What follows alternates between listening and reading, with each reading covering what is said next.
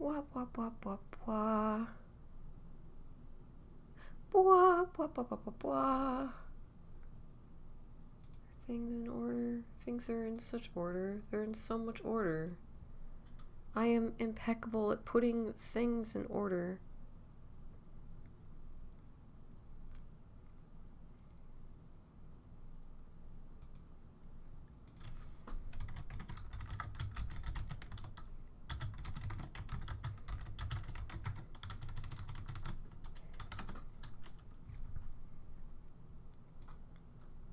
Alright, I think we're good to go. Alright. Let's do this.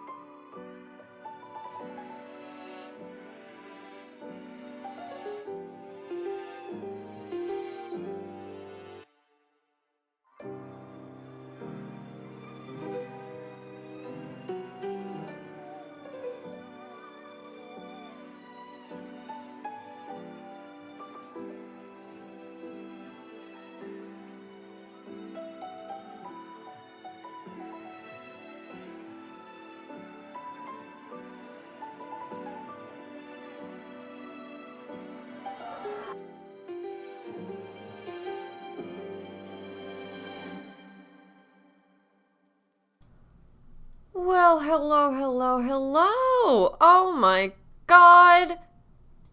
Guys, how are we all today? It is so good to see you! Hi, guys! Hi, guys! Hello! How are we doing? It's been a while. Sorry about that. I'm glad to see you guys again. And as you know, we're gonna be coming back strong. We're gonna be coming back strong. It's do you know what time it is? You know what time it is? I'm sure you know by the notification that you got. But oh god. Fuck. Okay, we're already getting into it. All right. Okay. Okay.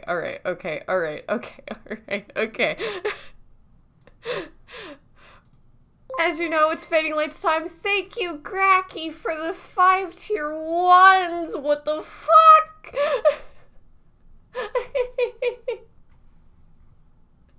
It is nice to see you guys. It's nice to see you guys. As you know, it is Fading Light's Day. It's Fading Light's Day. Okay, well, Fading Light's Day was like earlier, whenever it actually when it actually released, but it's Fading Light's Day for me.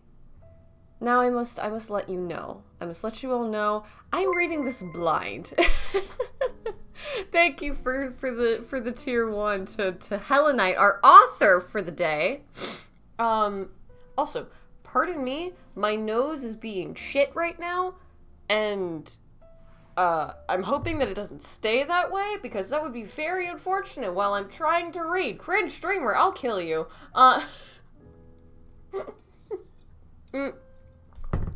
But, as you know, or as I may preface,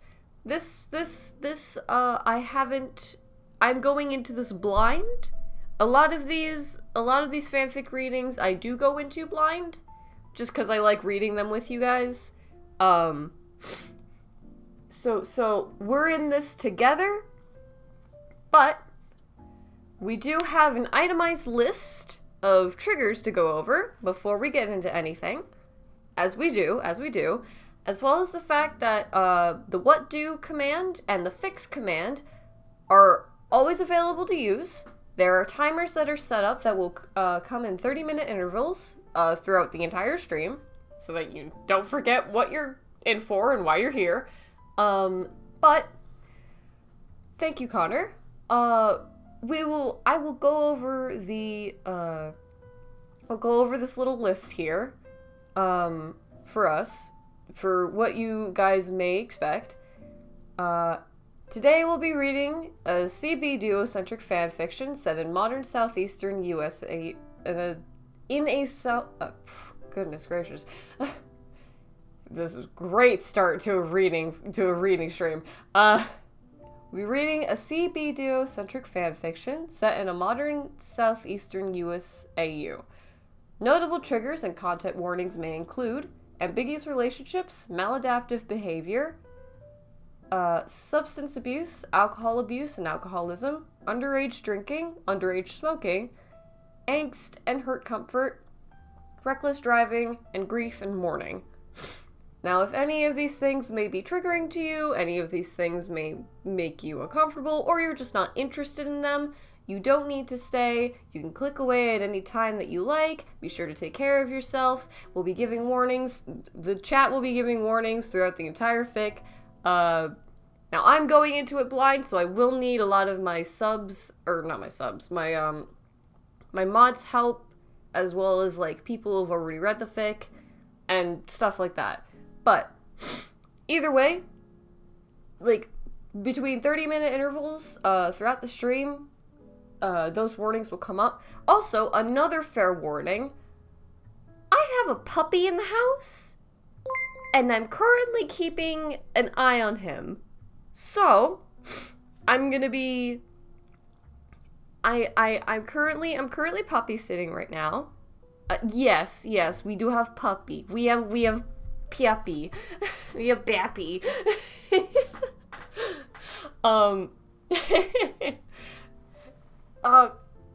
But I'm currently keeping an eye on him right now. I'm gonna be like taking like 30-minute intervals to go check on the puppy and like make sure that he's doing okay. So I'm probably gonna be taking a lot of like, probably gonna be stepping away a lot throughout this, so we may get interrupted quite a bit.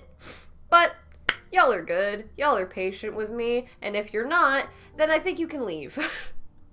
But either way, God knows, I would really love if you weren't doing this right now. Fuck! Hold on, give me a second.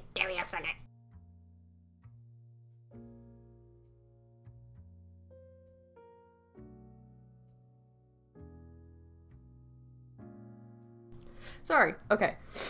Jesus Christ. Alright, so without further ado, how about we fucking get into it. We fucking get into it, yeah? How about that? Now, let's see here. It's time to yeehaw.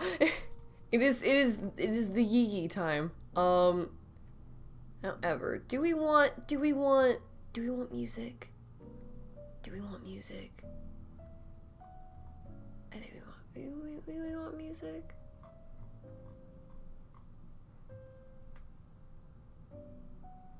Like yeah, we want ambient music. All right. Okay. All right.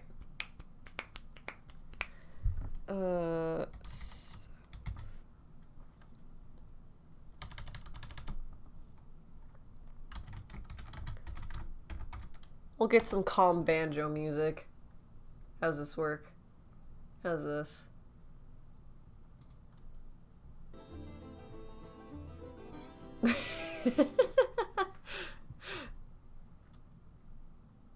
Donate and sub to Moon for more budget. We will focus on anything else. I have projects finished. That's fine. Good work is always Helen. Have good. Yeah. Hold on. Sorry. Let's see.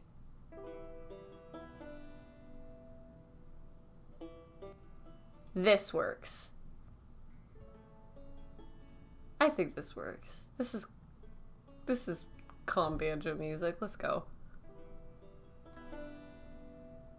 Let's adjust volume here really quickly. Y'all hear that okay?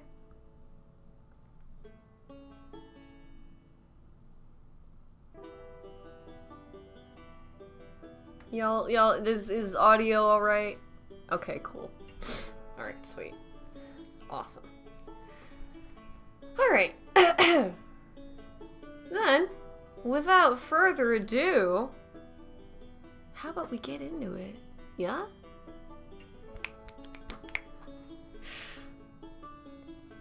Fading Lights, Chapter 2, Queen Anne's Lace. Let's fucking get it! Alright.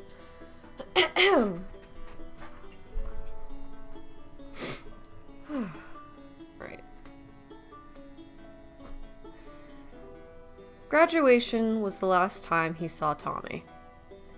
It wasn't intentional. Or maybe it was.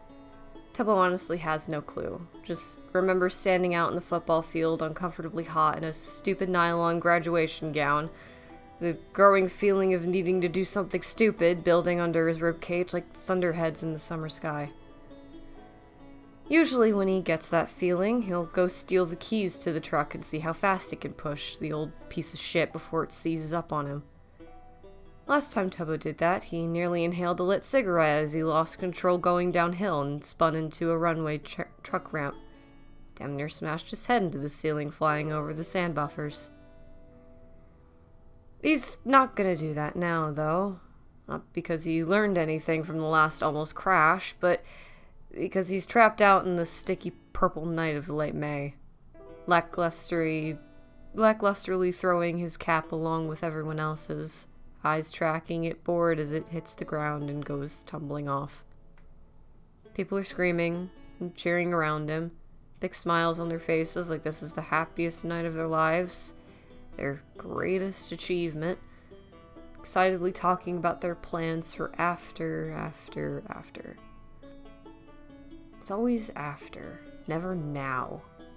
Everyone always seems to have things they need to run off and go do. Parties and trips and celebrations and college and so many things stretching ahead of them. An idea of where they're going. And then there's Tubbo, with his nothing and his nowhere and his no one. Stuck here for the rest of forever, probably, because where does he think he's going to go? He never goes to find his hat. And honestly, it doesn't matter. Tubbs! Tubbo! Man! Hey! Hi! Hello! The loudest voice in the entire world announces. And there, wiggling between the crowd like a thing possessed, is Tommy. Graduation cap smashed back over his unruly blonde hair. They haven't seen each other since before the ceremony began. Kept apart by their old nemesis, alphabetical order by last name. And Tubbo expects to feel something upon seeing his best friend. It just graduated. Shouldn't he be feeling something? He's supposed to be feeling something, but it's just like nothing. There's nothing in him but building storm clouds and the idea that he needs to get out of here. Antsy itch under his skin that's probably the nicotine withdrawal. How fucked up is that? Cigarette dependency at 18. But it's better. It's better than the alternative sour stink of old beer, sickly sweet fruit afternotes from cocktails with too many spirits to name, and come on, lighten up, kiddo. Cut loose. Who even gives a shit? It's not like it's a big deal. It's not like it matters. It's not like you It's over! We did it! 2 fucking biggest men on campus! All graduated and shit! Tommy crows. Pardon me. And he's grinning because of course he is. It's Tommy. And he flings his arms out with no warning. Tubbo doesn't have a choice about the hug he finds himself strangled in. Arms pinned to his sides while Tommy careens them back and forth, rocking just like the truck does when Tubbo hits turns too sharp. Out of control. Everything is out of control. Where are you going? I don't know. There's nothing here. There's nothing in my head. There's nothing in me. What's the point? Yeah. He agrees, slow and dumb. Winces when he gets poked in the temple by a corner of Tommy's hat. Oh my god, sorry, pardon me. Ugh.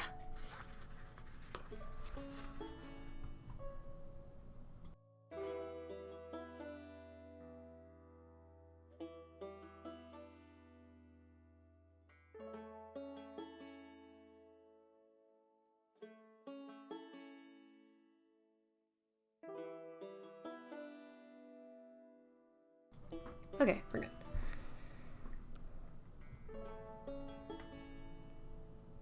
Once when he gets poked in the temple by a corner of Tommy's hat, he went back for it. Went to go get it. And of course he did. He'll probably wanted to keep it. Pack in and the photographs from tonight. Pack it in the photographs from tonight, away in a nice clean box he'll store in their nice organized attic. Phil's the kind of parent that does things like that. Has baby pictures of his kids out, family vacations, and funny little candid moments hung up on the walls. Hell, he's probably lurking around somewhere with a camera out and tears in his eyes. Real proud of you, mate. Knew you could do it. Always believed in you. He says shit like that. Ruffles Tommy's hair as he squawks and screams about everyone everyone could see, and he loves it.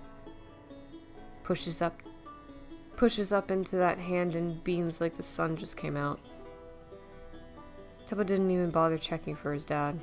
Last he saw him, the soles of his mangled dress shoes cocked to the side on the kitchen floor, hopped into the truck without another look and drove himself here and will drive himself home as soon as he can. Or he might not. Or he could just drive off in the dark, deep green of the mountains and never come back. Get lost somewhere up near their sloped peaks. Find the source of those freezing streams and icy waterfalls. Step out into between two massive granite slabs and disappear for 1,000 years. He could just go and never come back. And why not? What's the point? Who cares? You don't care. You haven't cared in so long. Why are you still here? Just leave, just go, just vanish. Who?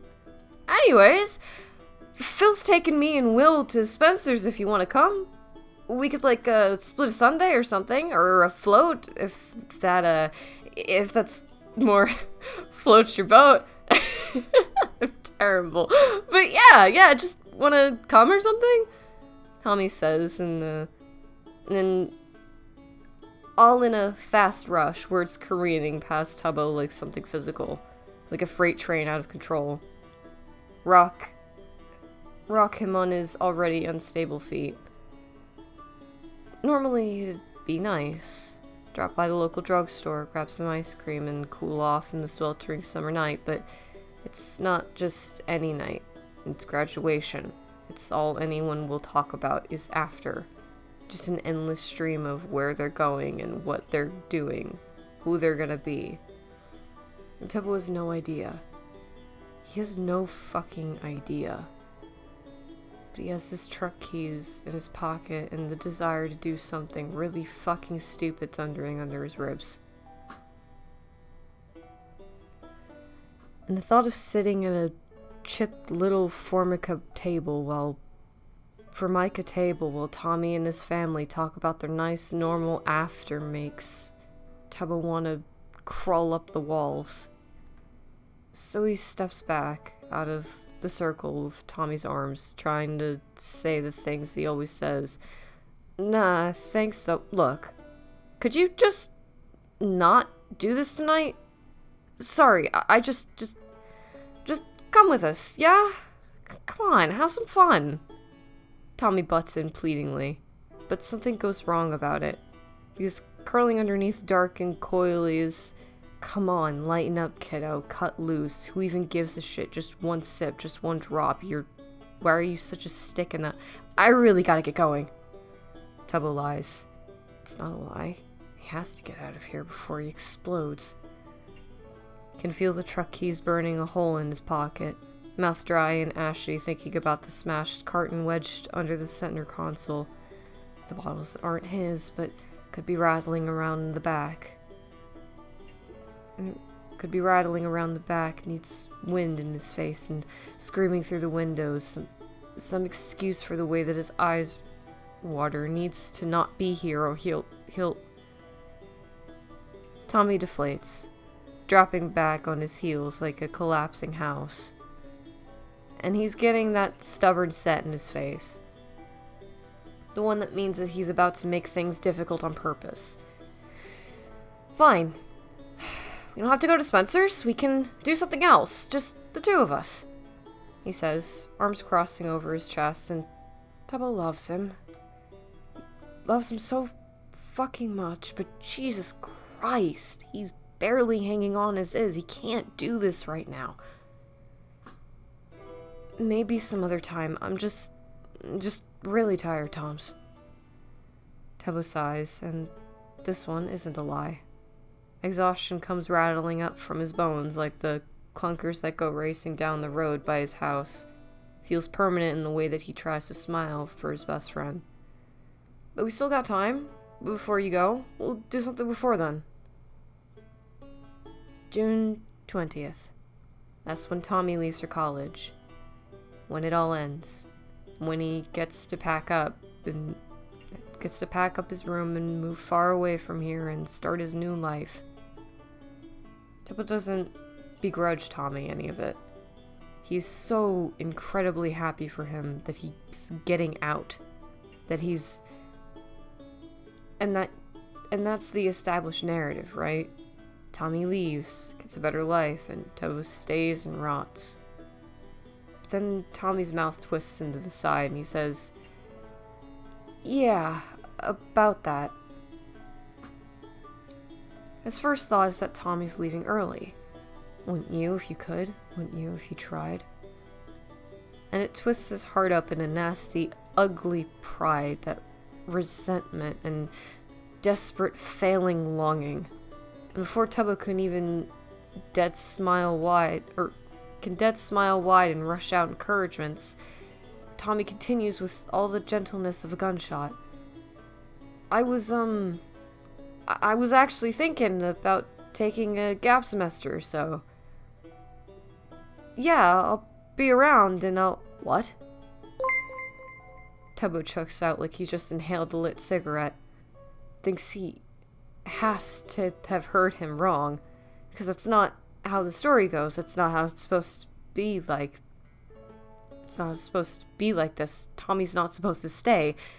But repeating himself even, and assuredly, Tommy just says, "Gap semester. You know, take some time, like, just to hang, you know?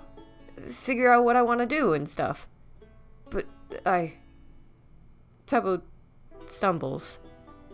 And this is why he didn't get into college. Because he can't speak. Because his grades are ass. Because he's an idiot. Because he didn't try. Swallows past a bone-dry throat and tries to make sense of his nonsense. Your full ride. I don't understand. It'll wait a semester. I already talked to admissions. Tommy seems to have no idea how what he's saying makes Tubbo real.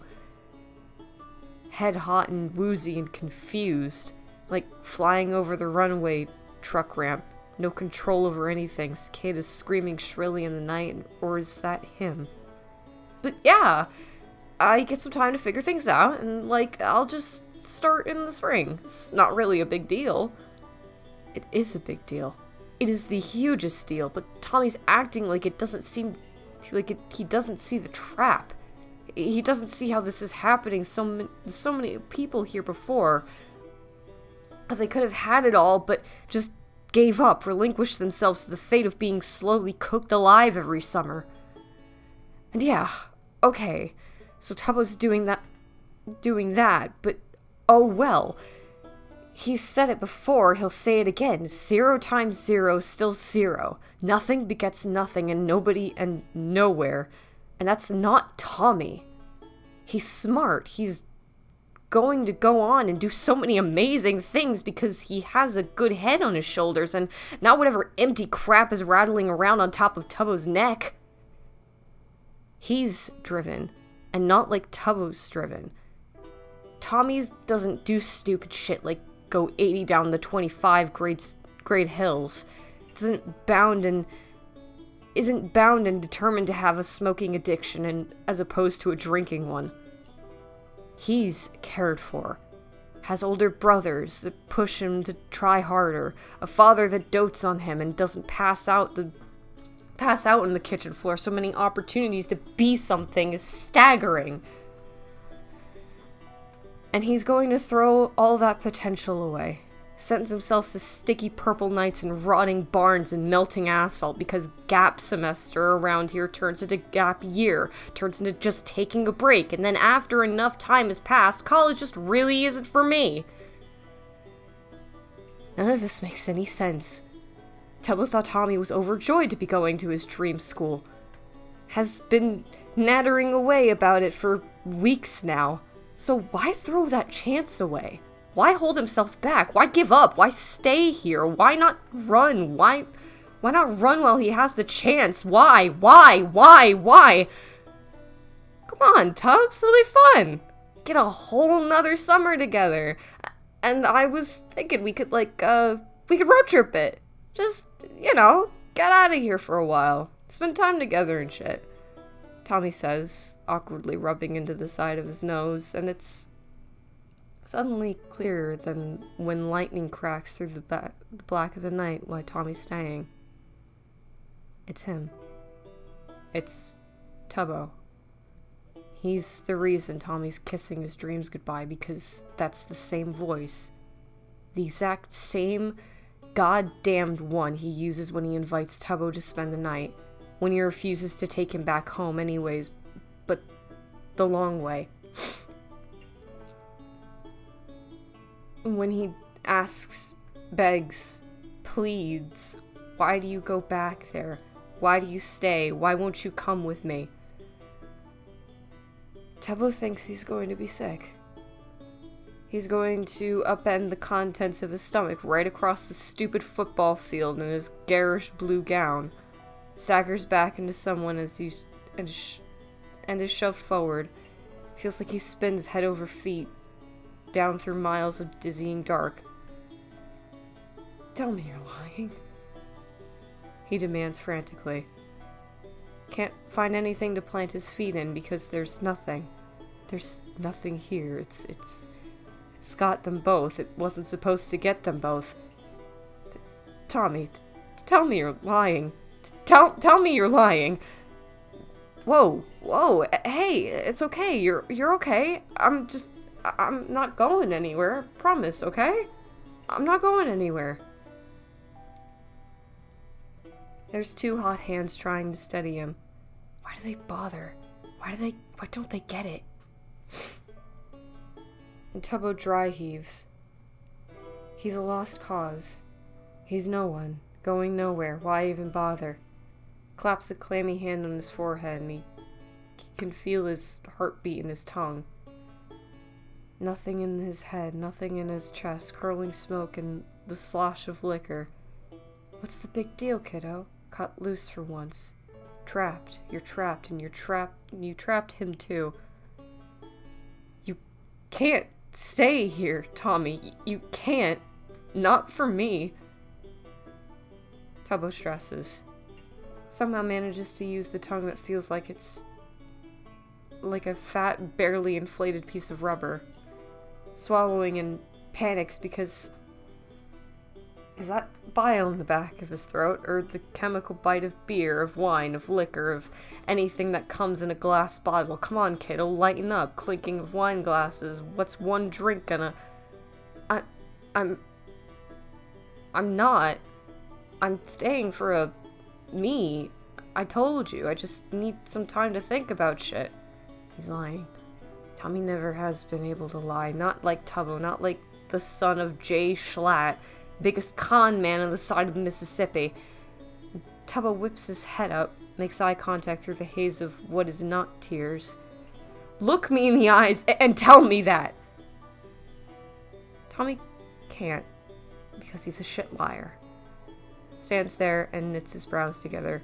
Heartbreaking, too real honesty swimming in those summer sky eyes. And it's seeing that he'd give everything up for Tubbo. Would be willing to shackle the two of them together and get drugged down with him. And Tubbo loves him so fucking much. They're friends. They're brothers. For so long, Tommy's been the only thing keeping Tubbo afloat. A steady source of comfort and reassurance he's clung to desperately. But that's the problem. Because Tubbo's drowning, sure. And now he can see it. That he's drowning Tommy, too. The air catches in his lungs. The world drops out from under his feet, and he's hurtling past those sand buffers like they're smooth asphalt. Vertigo striking him like a crack into the back of the head. Thinks he can see the dark skyline go tumbling past as he careens over the edge.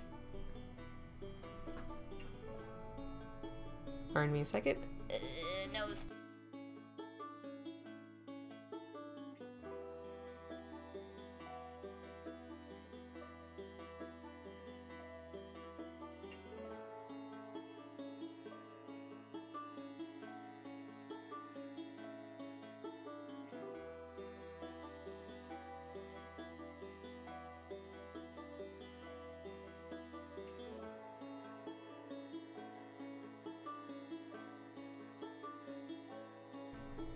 Okay, pardon me.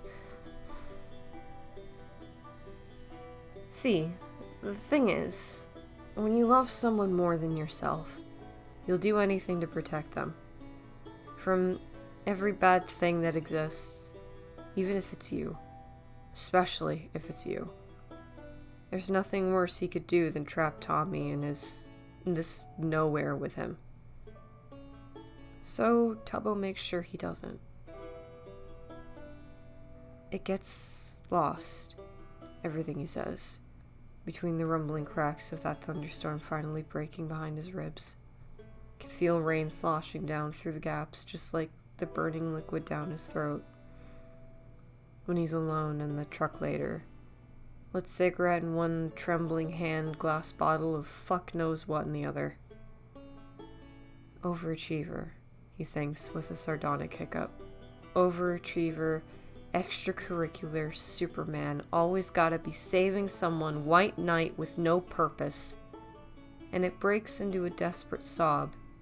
He tries to drown with a putrid drink. Isn't that what you told him? Looked him dead in the eyes and made sure he thought he wasn't easy enough to do, nowhere to hit, so it hurts. Was looking forward to you going excited to finally get rid of you. Annoying, loud, too much. Comes gliding out of his mouth like a lazy curl of smoke. Easily overrides frantic sputtering and denials. Savior complex, only interested in charity cases, but guess what? I'm not interested in your donations. Tommy can't lie, but Tubbo can. Was taught to so well he even had himself convinced. We're only friends because you were here, and I was counting down the days until you weren't. Stop it, just forget. Tubbo cries. Is his voice slurring thick? He can't tell with the world slid sideways like it is. Fists both hands in the hair and crumbling the cigarette up with it. Barely feels the burn against his fingers. Can only see the way Tommy's entire face caved in. Can never lie. And you got to watch his heart break. And it was real. And you hurt him. He's slapping blindly around for another bottle then. Finding a big one. Unscrews the lid and just tips his head back.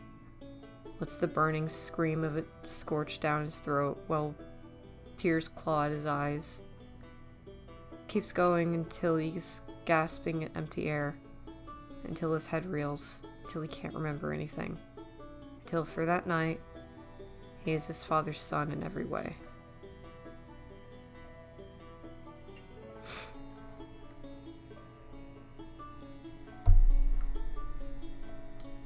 Tubbo doesn't drink. Or he at least tries not to. Can count on one hand the number of times he's been stupid, desperate, enough to seek out glass bottles. The first birthday without her. Graduation. At sunrise, he was really, truly alone. Pinched his eyes shut and always prayed that it would be over soon. That it would be the last time. That he wouldn't find his way back here. But like a moth to a flame, something would happen and couldn't deal with and find himself staring down a skinny glass barrel. He has every pre-qualification to be an alcoholic. All the letters of recommendation, all the odds stacked in his favor, and yet chooses to ignore them. Is an addict in his own way, with the cartons crumbled under his shoes, under his toes, and a mouth that tastes like ash. But sometimes cigarettes just don't do it. Just make it worse. Spawns shake in his hands and it spins his mind off faster and can't stop, won't stop, too fast, everything's too fast. Nicotine may not shut his brain up, but alcohol will. It's like an off button or getting clotheslined, being concussed to the point of permanent memory loss, and yeah, alcohol is only like that until you let it, but Tubbo's a schlatt. Of course he lets it. He has to be careful with it though. Knows who he is, who he could be, belly up on the kitchen floor. It's not a big deal, kiddo, just cut loose. Spread of empty bottles, dead upon arrival. Most likely cause alcohol poisoning. And that's why it's important to confine the numbers of times that he's been drunk to one hand. Because the alcoholic couldn't do that. He's getting close though. 3 fingers down, 2 to go. No, shut up, not like that. Not putting any more down. 3 mistakes, that's all it was. 3 mistakes, and not 2 inevitable fuck-ups waiting to happen. Shut up, shut up! So Tubbo has to find other ways to stop thinking. Fries his brain to the heat of the Appalachian summer. Hurdles too fast around mountain switchbacks. Doesn't use his brakes and sings until his voice cuts out. Finds weird places to trespass and neat things to snitch. It works for the most part. Silences the endless spinning in his head. It's so easy to lose yourself in the rolling hills. Let your sense of concussion... Let your sense of consciousness slew off like the rough edges of mountainsides, worn down into something that is easy to let slip. And that's what Tubbo's been trying to do. Forget who he is. But it's kind of hard to forget yourself when there's always someone there that knows you. Tubbo didn't ask for this. All he did was ask if Rambo wanted to ride with him. Not if he wanted to know him. Feels a little betrayed because he wasn't looking for a friend. He wasn't looking for reminders of himself. But now here's Rambo with his stupid 800 fidgets and his bastard ability to be as kind and endearing as humanly possible. Knows Tubbo so well despite being told next to fucking nothing. Acts like the only place he's ever been meant to be is shotgun in a piece of shit truck. Lost in the middle of goddamn nowhere. And there's nothing Tubbo can do about it. Because like so many things about his life, he's royally fucked up this and has gotten backed into a corner. Can't exactly tell Rambo to piss off at this point. Wouldn't want to anyway. God, don't leave. Get the fuck out of here. Go, stay. Ugh! The way that he sees it, he's got 2 options. He can't pick one, and the other feels like a slow death. 1, either abandon Rambo in the next town, watch his expressive face crumble in on itself while he clutches at his own shoulders. And Tubbo doesn't know, but he knows that as soon as he can, he'll be making a stop at a package store to put another finger down. Or 2, he drives on, leaves Rambo where he is, curled up in shotgun, with the understanding that the longer he leaves him there, the more he's going to know. And what a fucking horrifying thought that is. Having someone learn him, remember him, tuck away pieces of information like stolen jewels. It's been so long, driving these roads, circling these mountains, that so much of him is gone, worn away like the ancient peaks he drifts in between. Tubbo's not sure he's even remembers how to be a friend anymore.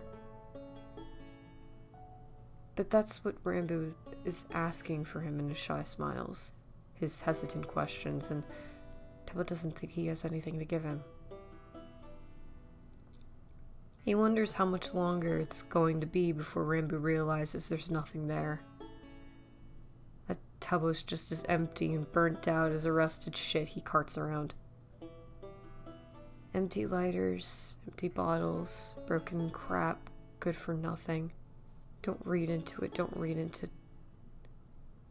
He wonders how fast he'll leave after that. At what point Rambo will hop out of the truck and just never get back in. Soon. Soon. It's going to be soon. He's going to leave you. Everyone else has. Make him leave. Make him go. He wonders what the last straw will be.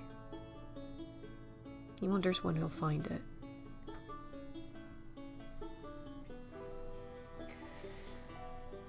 Okay.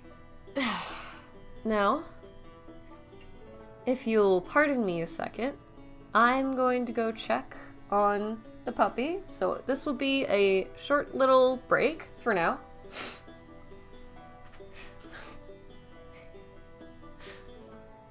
You good? Yeah, no, I'm fine. I'm good. Just gonna rest my throat a little bit. I'm going to switch over to our lovely mods over here, and I will be back shortly. Let's change the music, however. Let's change it. Let's change it. I do like the calm banjo, but I'm noticing it's getting a little repetitive. But, alright. Okay. Mods! Moderators! What? What? Oh my god! What the fuck? Holy What the fuck! fuck? Oh my god! Holy fuck! What the fuck? Holy shit! Who is that? Nobody? What the fuck? What the What fuck? the fuck? What the fuck? What the fuck? What the fuck? Sorry, I think I have the wrong number.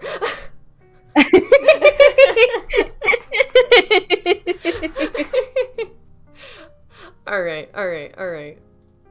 Hello. I will be right back. Mods, my lovely lovely little motherfuckers. Yes. Please do entertain the chat if you can. Yes. Yes. Yes. Yes. Yeah. And in the time being, I will run an ad. Wow! Chat now. You just said the magic words for me, little moon, the lost moon gazer. Chat. If you haven't already, follow Moon the Lost Moon Gazer, right here, right now, on twitch.tv/LostMoonGazer, and subscribe if you can, and you can afford to, and consider subscribing.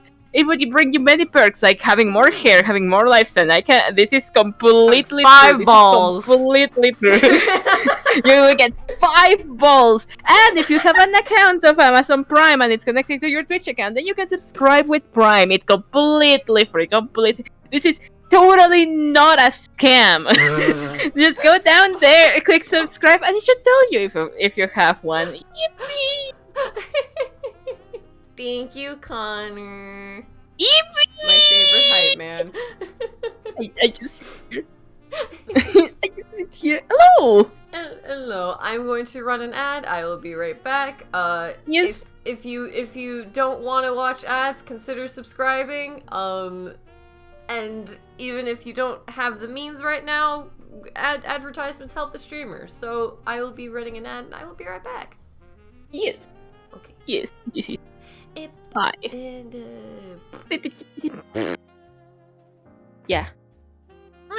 Hi, chat. Hello, chat. How we doing, chat? How is the pain and suffering? Because that's what we're doing. We're pain and suffering. We're crying. We're shitting. We're just dying. Hi. Hello. Almost turned my ad block on. Damn. Hi, hello. I'm the beta. Oh, you're the no. Lovely how you phrase that. You sure are the beta. Anyway. Hi, hello. Yes, believe it or not, I'm. Listen, you're gonna say I'm like very not lightly sleep deprived. I've slept for like 4 hours, or like 5, maybe. I don't know. So, and I'm just sitting here and I'm bored. I'm gonna say things. Well, am I wrong? Am I fucking wrong? You know what? Yeah, you know what? You know what? No, I'm not wrong. I'm right. I'm forever right. Are you sure? Yeah. Hi, Awa. Hi. Hi, Awa. Hi. Hi. Hi. You. Hi, Corn Cob. Hi. Awa. Awa. Awa. Awa. Awa. Iggy, iggy, iggy. I think during that entire time, I was desperately trying to fix my settings because they all reset. Yeah, you are like louder than normal, and I like that. I'm louder than normal? That's probably because all of my settings reset. Yeah, that's probably why. Like, I actually have to turn you down a little bit. It's like, damn. Oh, normally that doesn't happen. Normally it's backwards. Shit. Are you okay after your hell shift? No! God. God, are you dying? Are you okay? I'm good. I only have, what is it? 5 more days before I get a day off. What? Oh. That's not Yeah. good. That is not good. I Nah. worked 8 days in a row, so... Why? Why? Cause they messed up our schedule. We have a lot of people, like, coming and going all of the time, and it's not great. But also, I'm, poor, so I'll work. I'm also poor. Hi, Doc. God. Speaking of being poor and shit, Yeah. hi. Hi. Hi. Awa. What's up? You want boba? I will kill you. You want boba? Fuck. You want boba? That's just the code word now. You want boba? No, actually, I'm poor now a little bit because I spent all my money because I fucking I have a big passport. Yippee! Yippee! Yippee! Oh my god. Oh my god. We're one step closer. We're one the step edge. closer now. I'm about to break. Also, my computer is having issues again. I know, I saw. What the fuck is up with Yeah. that? I don't know. Like, what the fuck is grabbing so many fucking like resources? What the fuck? Was it Chrome? Or no? No, that's not the thing, right? I thought, well, the most obvious answer is like Chrome and Discord. But like before when I like freshly got this computer, from the doctor, as I like to call it. He was fine. It used like a lot of resources because whatever, but it was like 86 maximum, right, percent of like using the fucking memory. And now I thought, well, maybe it's because of Minecraft, but I don't have Minecraft open. It's just like that, and I have nothing open, and I'm like, why? What's making this happen? Why? You should look into the hotkey that what is it? There are hotkeys that like basically reset the GPU or CPU and all of that. Just like it makes it blink pretty much. And it'll stop all of the unnecessary shit that it is like running because it thinks it needs to run. God, yeah. Like, God, I will, because this is annoying. Yeah. It's like, why are you like this? Literally, you're not doing anything. Baby! A baby! A baby! Hey, she got freaked out because I scooted up in my chair. Oh. Why are you mean to your dog? I will kill you. No, I'm a bully by heart. Why are you so mean to her? What the fuck? It's my job. My baby. Baby, my baby. I bully her and I squish her head with my hands because Evie! If I meet you in real life, you'll do that to me as well. You'll Yeah. squish my face with your I hand. will. Mold your Yep. skull like Play-Doh. Yep. Because of all the many soft spots. Yeah. Like a baby. Like a baby. Like a baby.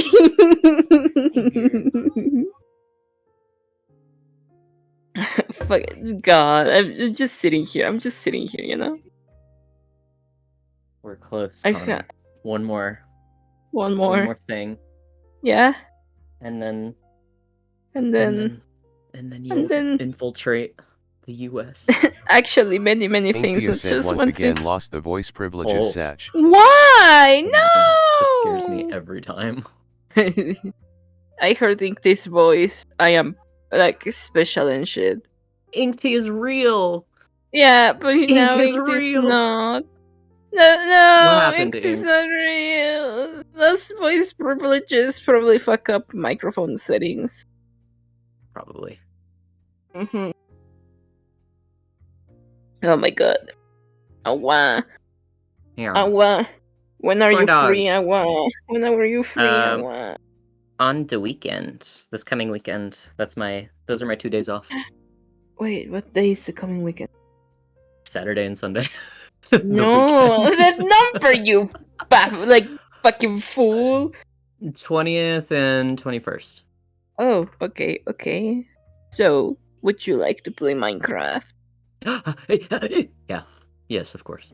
Yes, we log into the SMP, you know the one. Hell yeah. Yeah. Hell yeah.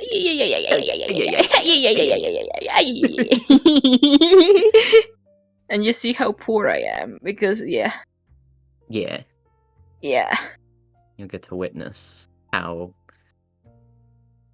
much you get to not be poor immediately because just too much shit on the server. I would like to get like my things, you know, like by hand. This is broken. Ooh, What has happened? what happened? I've only had the right headphone in, and I picked up the left headphone to put it in, and it's screaming. Oh, It's screaming. it's in pain. You need to put it is. down. I wonder if it's dead. It probably is. It stopped screaming whenever I put it back on the charger. Never mind. It started up again. Or who hurt you? Hello? I'm so confused. You're confusing me. I was hearing demons now. I wonder if it'll pick up if I hold it close. Do you hear like the hum as I'm talking? Yeah, a little bit actually. Yeah, that's just the headphone. I'm confused. What the We're gonna fuck? put you away and try not to think about it. I love how these little intermissions are just us having technical difficulties sometimes. Yeah. Yeah. Sometimes it's pretty much all the time. Yeah. Yeah. Every day something a bitch is broke. Just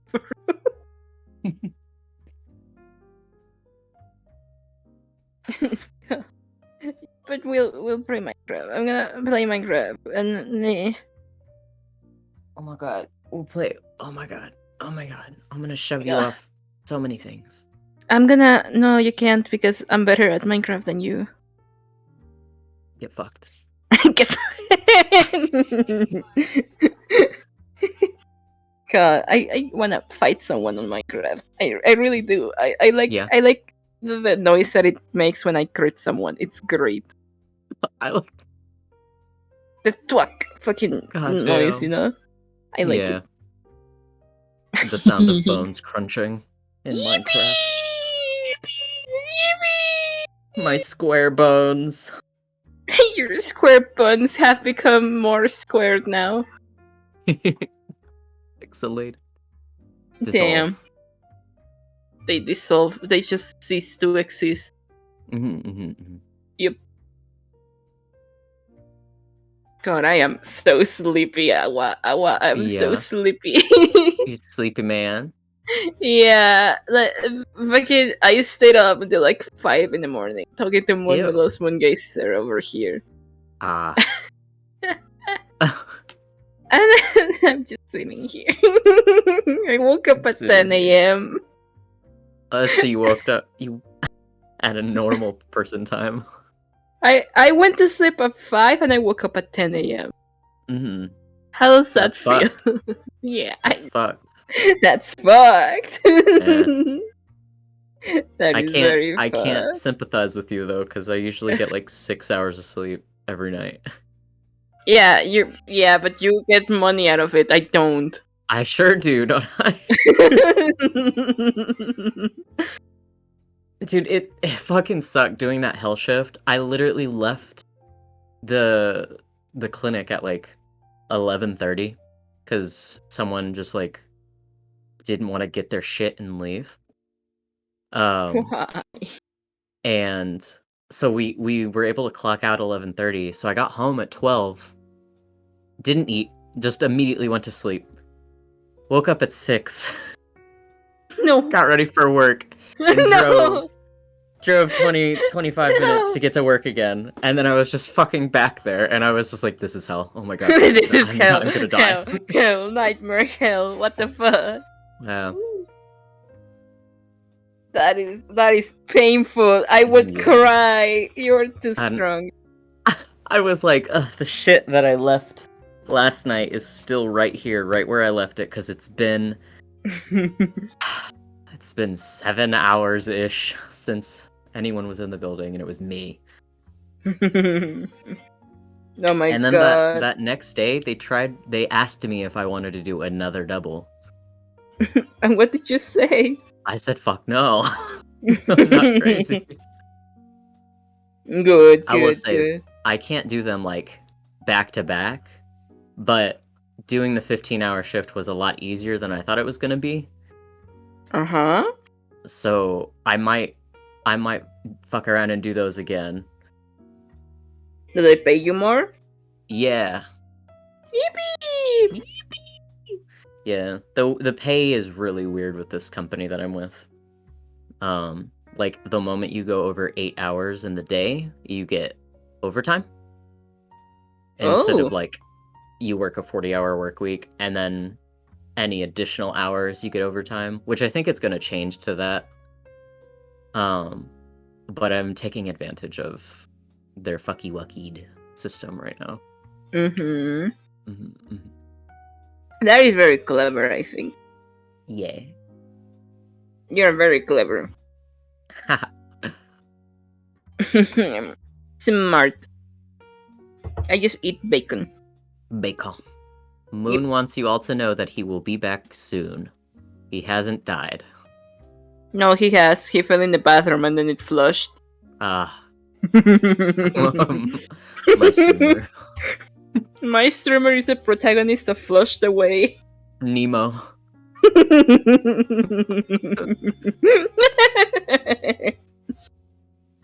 God. Little Nemo. Nemo. Why are you just staring at me, bub? What can I do for you? She's a creature. I don't want what you're selling. Are you sure? Are you Yeah. fucking sure? Yeah. What she's selling is fur, and it's apparently free because it's everywhere. No, she's not selling anything. She's You're loitering. That's against the law. You're loitering. Fuck the law. Fuck the law. I just want to grab your head and shake it. You tolerate me so much. Pop, pop, pop, pop. Hello? hello. Oh my god. Oh, you didn't lost pull the me. gazer. Oh my god. Oh my god. Oh, fuck. Ha! Ah! Hello! A celebrity! Hello! It's a celebrity, bro. Oh my god. Oh my god. Oh my god! We're in the presence of royalty. Oh my god. Royalty, Oh my bro. god! Royalty, yeah! Ayo? Kicks feet. Kicks hair, twirls feet. Kicks hair, twirls feet. This motherfucker said, No! No! He told me bite feet. And I'm like, bite feet? Bite? Hello? Hello? I was doing Ruined the the last thing. moon, I Gracie. know, I was. I was doing the thing where I was switching around words, and it ended up being like bites feet, twirls lips, like fucking. Boy.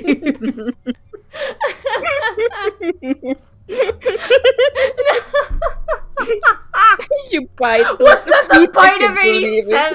87? Oh my god.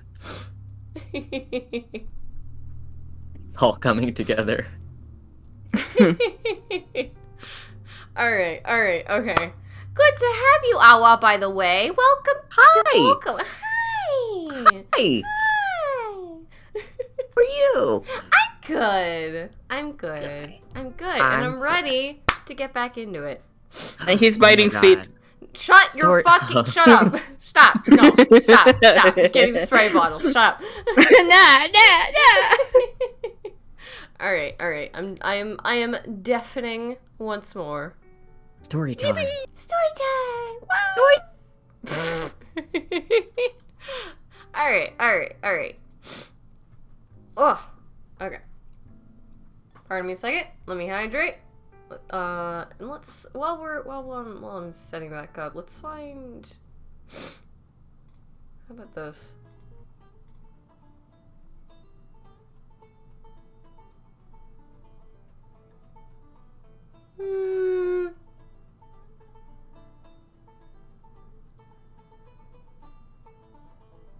Okay.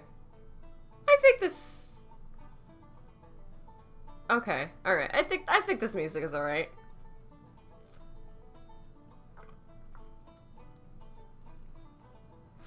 Okay. Alright. Given the warnings that I'm about to that I'm getting currently, it's alright. So we're about to get into some shit. Alright. Give me one more moment.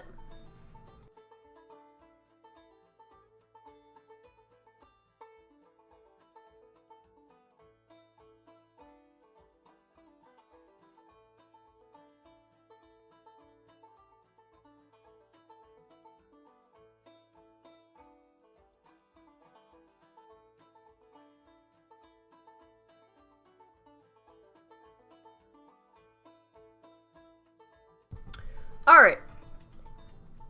Let's get back into it. Oh, Awa! Thanks for the 5 months! Wah! Okay.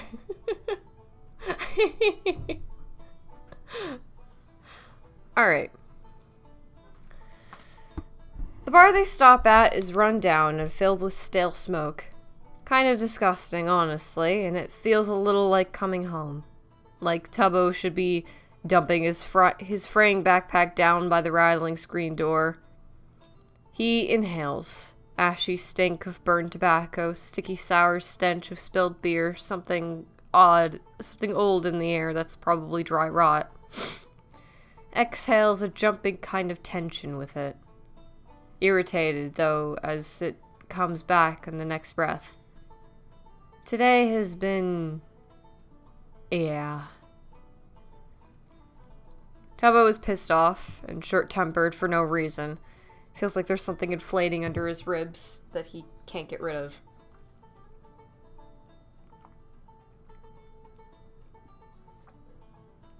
Shane smoked through an entire pack of cigarettes earlier for literally no reason.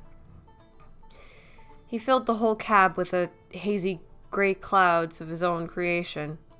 Couldn't roll with the windows down because the rainstorm driving down outside, and honestly didn't give a shit about it anyways. Naturally, smoking 20 cigarettes in a row did nothing for his shit mood. Probably only made it worse by drying his mouth out and giving him the shakes. And Tubbo had pulled over at the first bar he saw once the sun started setting. It was a routine they were both used to by now, stopping somewhere to see if they could pick up a shift. Tubbo working front of the house while Rambo could usually get a spot washing dishes for the night. Despite Tubbo arguing with him on several occasions about what a shit job it was, the pay is ass for back of the house, tips are where it's at. Rambo insisted on it, mumbling something about it being easier for him than waiting tables. It was a patented cryptic Rambo response, and Tubbo had just left it because he didn't have the energy at the time to deal with it. And he really doesn't have the energy to deal with him right now. Tubbo usually waited for Rambo before going inside. Knew he preferred going into places together, didn't like being on his own. But everything was annoying the shit out of him today. So as soon as Tubbo saw Rambo start up with tedious litany of his why he just checked an hour ago, where does he think it's gone, why the fuck is he so neurotic, he stormed in ahead of him. Oh my god, nose, please don't do that. Ah, fuck.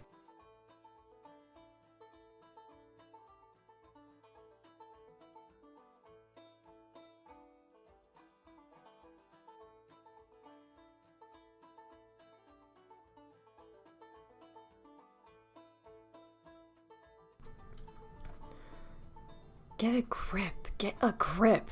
Tubbo hubs out a gust of air, raking the damp bangs from his eyes when he hears the door squeak behind him. Rain pattering down outside, cut through by the squeal of sneakers on tile. Doesn't bother turning around as he announces, "Alright, so I'm going to see if they have any spare hands tonight."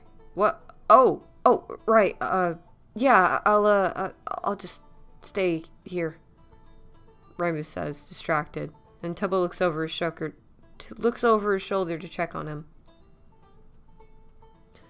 Frowns at how Rambo's hands hang on to his shoulders, fingers flexing up and down with a strange rhythm. He's been distant today, answering questions even more vaguely than normal. Regressed into his old position and curled up as tight as he could to get to the door. As tight as he could get to the door, head tipped to watch raindrops race down the glass. It's clear something was bothering him. Could be his anxiety or the knee-jerk panic response he has to everything. Rambo hadn't said either way. Hasn't said much of anything. Has been nothing but quiet and hazy, withdrawn, like he's not actually here. And Tubbo really doesn't have the patience today to parse it out. Oh my god, fuck. Ugh. Rambo's browsing it together then, and hands drop off his shoulders. Starts patting down at pockets while his mouth moves silently in a mantra. Tubbo knows better than his own bones. Book, wallet, glasses, necklace, bracelet, backpack, pens, water bottle. Shirt, shoes, phone. And for a second, unease spreads through his chest like an ink stain. It's not exactly normal, even for Rambo, king of paranoia and fidgeting, and briefly, Tubbo has the fleeting thought of should they just leave or not.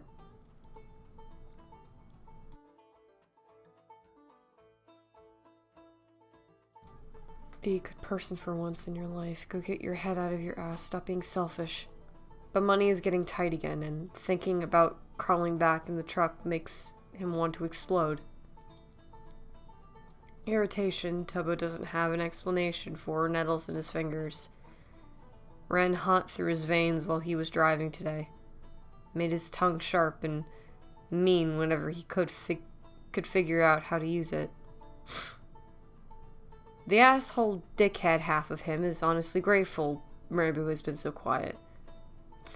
Is pretty confident that if he'd had to endure a single neurosis-filled monologue today, he would be driven them full tilt off the nearest reg line. Get a grip, get a grip. Tubbo breathes out, turns around before he loses his head entirely, ignores whatever's going on with Rambo this time, and waves back towards the dimly lit bar. He'll probably feel bad tomorrow. Maybe. But he might not. Because it's been like this for a few days now. Just quietly simmering away in the back of his head, growing swell under his bones, and Tubbo recognizes this feeling. Raising thunderheads, tires crashing over sand buffers, glass bottles clinking too loudly, pulse wild and out of control. The all-consuming need to do something stupid. It's been a while since he's been this bad, clawing under his skin like a thing possessed.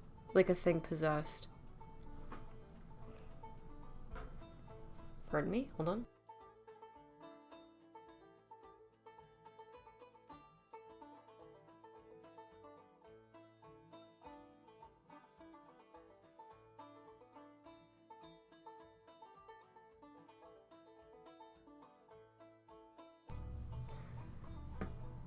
And as he sidles up to the bar, folding his arms on the sticky surface, he pretends not to be staring at the rows and racks of glinting bottles. Get a grip, you don't need it. Tubbo drums his fingers against the countertop, each little hit sounding like the rain drumming down against the roof of the car. Foggy haze everywhere, can't see clearly, can't think clearly, quiet mumbling under his breath, book, wallet, glasses. Jesus, you can't take this anymore. You can't. It's driving you insane. You're insane. You're losing it. Necklace, bracelet, backpack. Going to explode. You're going to shatter into 1,000,000 little pieces. Too much pressure. Too much everything. You can't. Pens, water bottle, shirt. Want something you can't give. Want something you don't have. Why do they always look at you like that? And see something you're not. Why do they always think you can be something? Shoes, phone. Shut up, shut up, shut up! No one cares! No one ever cared! We never wanted you, kid! Schlatt! Barks loud and incredulous through the bar, and Tubbo's entire body goes taut like an over-tense string. So many things racing through him in a deluge as he turns around. Barely kind of recognizes the man waving at him and weaving past tables. Holy shit, you're Schlatt's kid! Holy shit, you're Schlatt's kid, ain't ya? Damn, you're just like a spitting image.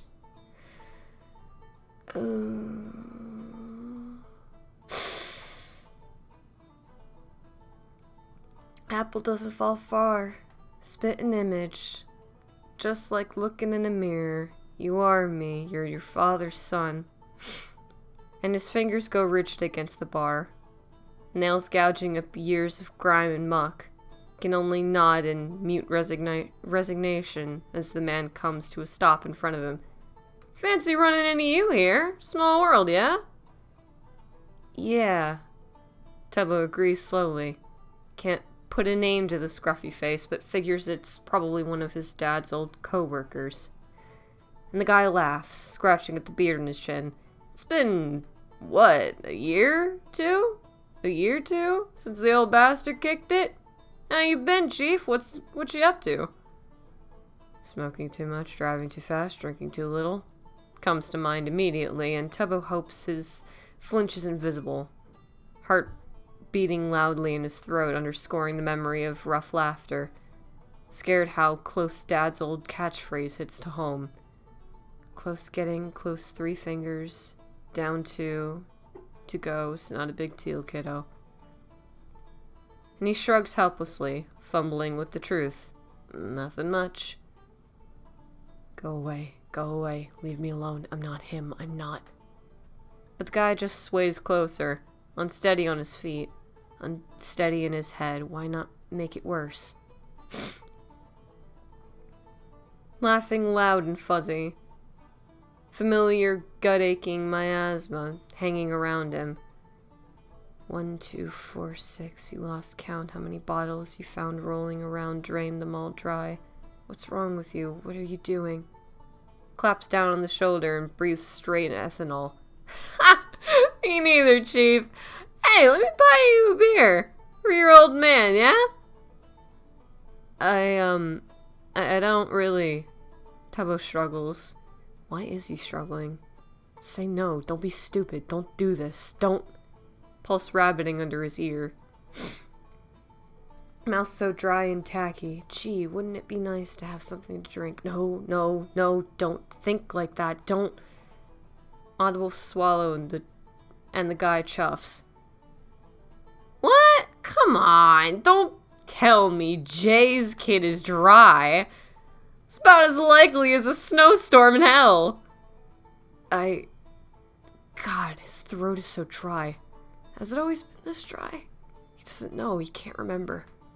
Fingers itching like they're struck with poison ivy. Swelling pain under his ribs. Low growl of thunder in his horizon. Low growl of thunder on the horizon. Truck engine sputtering pathetically. Clink of 220 bottles. 20 bottles. And it feels like he's dangling off a precipice. Expectations threatening to drag him over the side.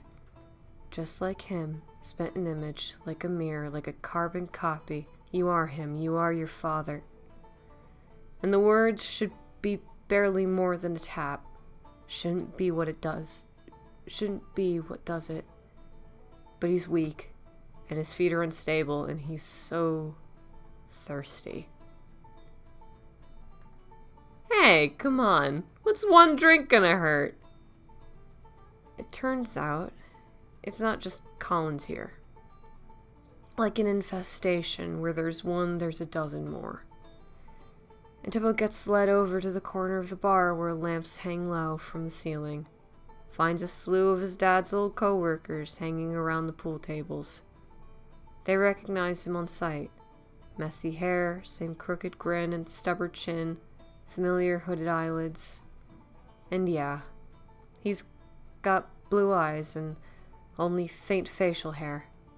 But there's a bottle held loosely in his fingers, and it's not Tubbo they're seeing in that point. Hey, look, it's Junior! Finally old enough to sit in the big kids' table, huh? One of them crows. Ramming into him at the nickname rolls down Tubbo's spine like a taint. Sour bile bubbling up behind his teeth. He banishes with a long pull from his bottle. Glass is slippery under his fingers. Feels too cold against his overheated skin. And for some reason he can't catch his breath. Adrenaline shaking through him like the truck does when he's hit curves too fast. This is a bad idea. This is a bad idea. Plays on loop like a broken record, but Tubbo keeps sipping on his beer. And that record keeps skipping. He's queasy, and he doesn't know what he's doing. Joins in on the nonsense banter between all these crusty old fucks. Watches the cue ball go rocketing across the table and sees money exchanged between hands. And it's not small bills. It's handfuls. Stacks. And his fingers start to feel antsy again. He should get out of here. Set his half-empty beer down somewhere and just leave because he hasn't fucked up yet. Doesn't have to put a finger down yet. But then someone passes him a pool cue. Asks if he knows how to play. Snake grins, saying they're more interested in scamming him.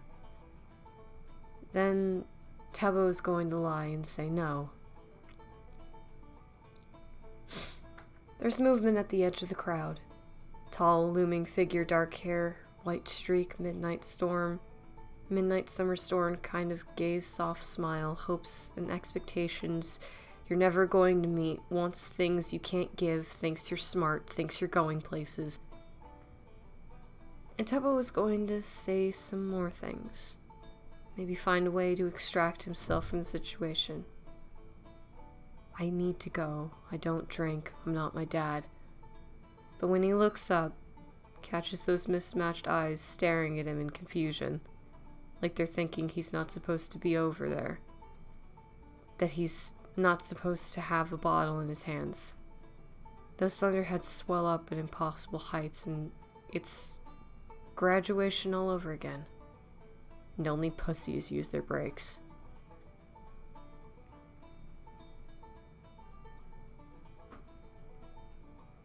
Hold on a second.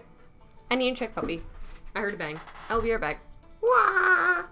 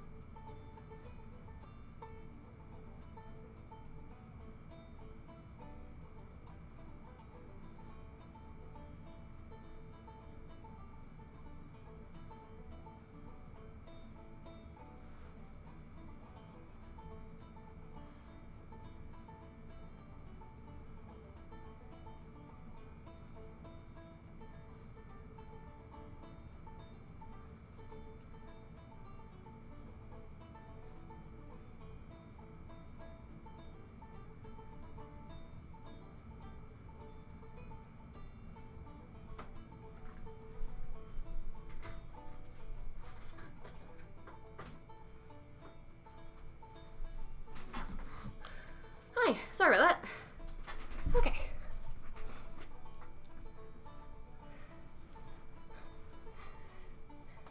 False alarm. Everything is fine. Oh, alright.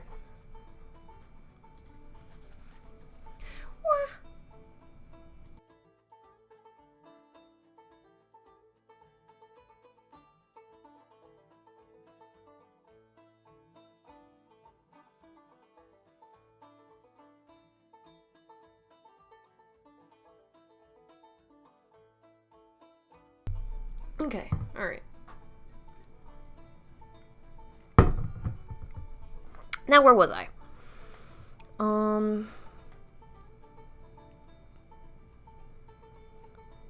Lightning splits through his sternum. Thunder booms and rattles in his eyeballs. And that storm finally breaks. Toad takes the pool cue. There's an art to this. And he remembers it in bits and pieces. Stalking around the table with a second bottle, waiting beside his empty first.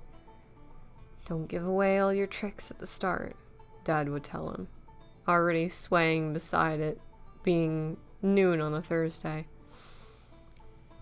But he'd even out as he bent over. Oh god, pardon me. As he bent over the table. Let him think they got the upper hand. Tubbo braces one hand against the table, purposefully makes it sloppy so he misses his shot. And once they get comfortable, clean them out. So that's what Tubbo does. Loses a few games in a row, drinks a few beers in between, lets the guys hoot and tease him, slap his back as they try to give him pointers. He leans heavily against the pool cue, needs to for some reason. Things are a little spinny. Needs to for some reason, things are a little spinny. Bottle number whatever meeting his crooked, grinning lips. Acting like this is all new information and wasn't drilled into his head at 15. How sad for me, he thinks in giddy sing-song. Sweaty palms slipping up to the polished wood of the cue, almost braces himself on the edge of a nearby table.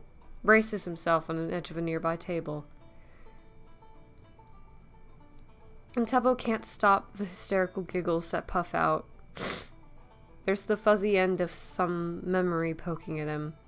What are you smiling at? I like it. I like your smile. And it twists his insides up in confusing knots. Makes his heart ache in ways that Tubbo doesn't like feeling. But hey, you know what helps with feeling? Or not feeling? Alcohol. It's like all I've got to do is swing my arms like this. Tubbo tries. Lost count of which beer he's on, but it's not that many. He's fine. Totally good. He's not drunk. No way. Not him. He's good. He is the best.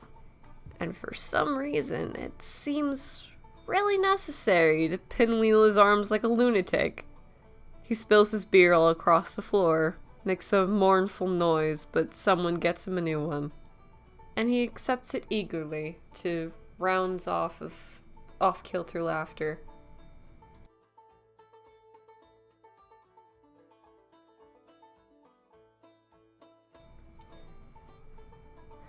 Tubbo goes to make his next shot, leans too far forward and his forehead almost meets the felt tabletop. Can't tell if it was on purpose or not, and then that's bad, right? That's bad. That's a problem. Shut up. He's fine. Here he adjusts and hits the ball he was aiming for. Bullseye, home run, cowabunga, or some shit, I don't know. Acts like it wasn't intentional as he excitedly yells with the rest of them. Meandering back to a table, cluttering with empties.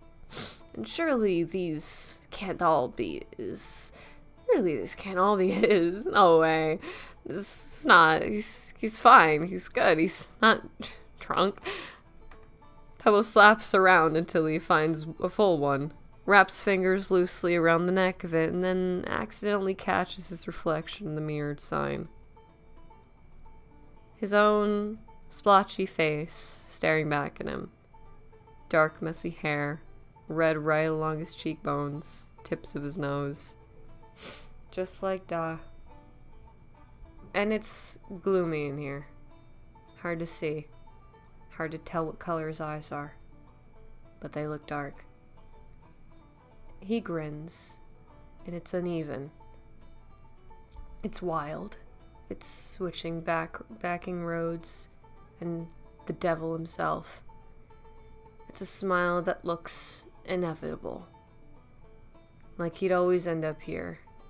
Not far to fall, tripping right under the bar, like an inheritance. Tubbo raises his full bottle, cheersing his reflection. his spitting image and knocks the entire thing back. He stops losing on purpose after that. Starts asking for bets. Starts cleaning them out. Good job, kiddo. And someone makes the switch from beer to liquor. And things get... yeah. Doesn't matter what's passed to him. Tabo shoots it. Holy shit, kid. Impressive. Just like him. You're just like him. Stopped tasting things a while ago. Back when the room wasn't spin. Back when the room didn't spin. But it does now. And he spins along with it. Stumbling up to take his turn and then runs the entire table. None of them give a shit he's robbing them blind. Eagerly hand him wads of cash and seem to think his sudden improvement is their doing. And Tebo lets them. Takes their money and the free drinks and wipes the floor with them. He could have stopped a while ago. Should have stopped a while ago. Everything's spinning. He doesn't feel good. Why doesn't he stop? But he's not drunk. And he's fine. Just careening down this mountain 20 miles over the speed limit. And why would he ever need to use the brakes? He's fine. He's fine. He's fine. He's fine. Tebo no longer has any control over anything. And it's amazing. Limbs loose and syrupy under him. Thoughts easing in one ear and out the other. Nothing in his head, nothing in him at all. Legs barely keeping him upright. He goes tumbling back, head rolling to the side lazily. Feels like there's things rattling around inside his skull. Rolling back and forth as he drifts. Jello. His brain supplies. Feels like it's sliding across the bench seat of the truck. And he trips back into something wobbly. Arms catch under his, and Tebo looks up in confusion. Grin quickly melting from his lips, seeing who caught him. Mr. Thermometer, skunk hair, twitchy nut job. Slurs happily.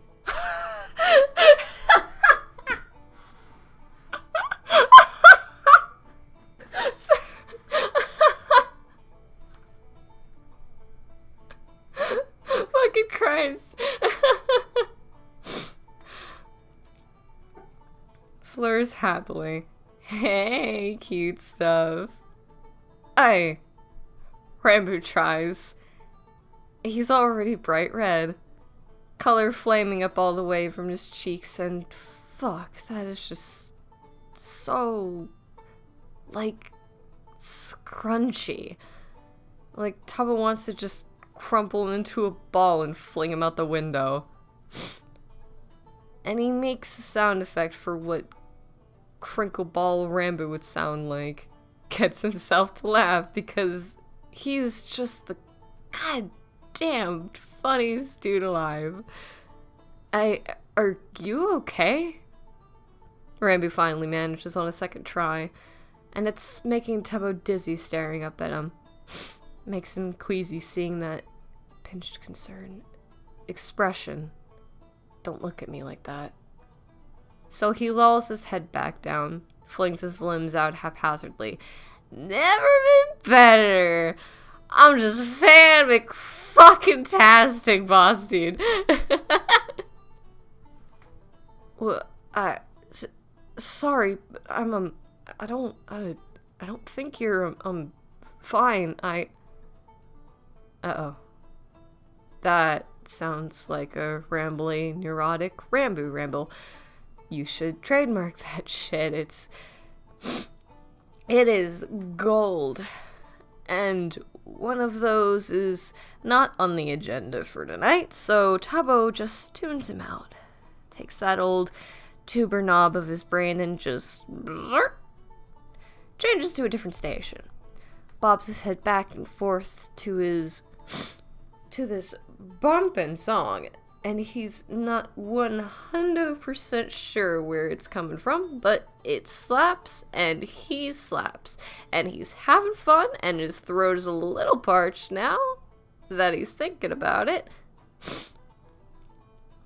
Another drink. Get another drink. Cut loose. Have fun. No harm, no shame. You're fine. You're in control. Get something to drink. They'll all seem to like it. All seem to expect it. Don't want to let no one down now, do you?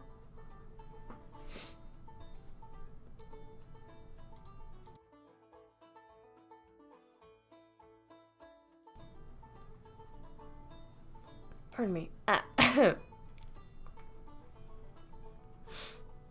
Tubbo hauls himself up, something that's surprisingly hard to do, and his feet stumble before he's really gone anywhere.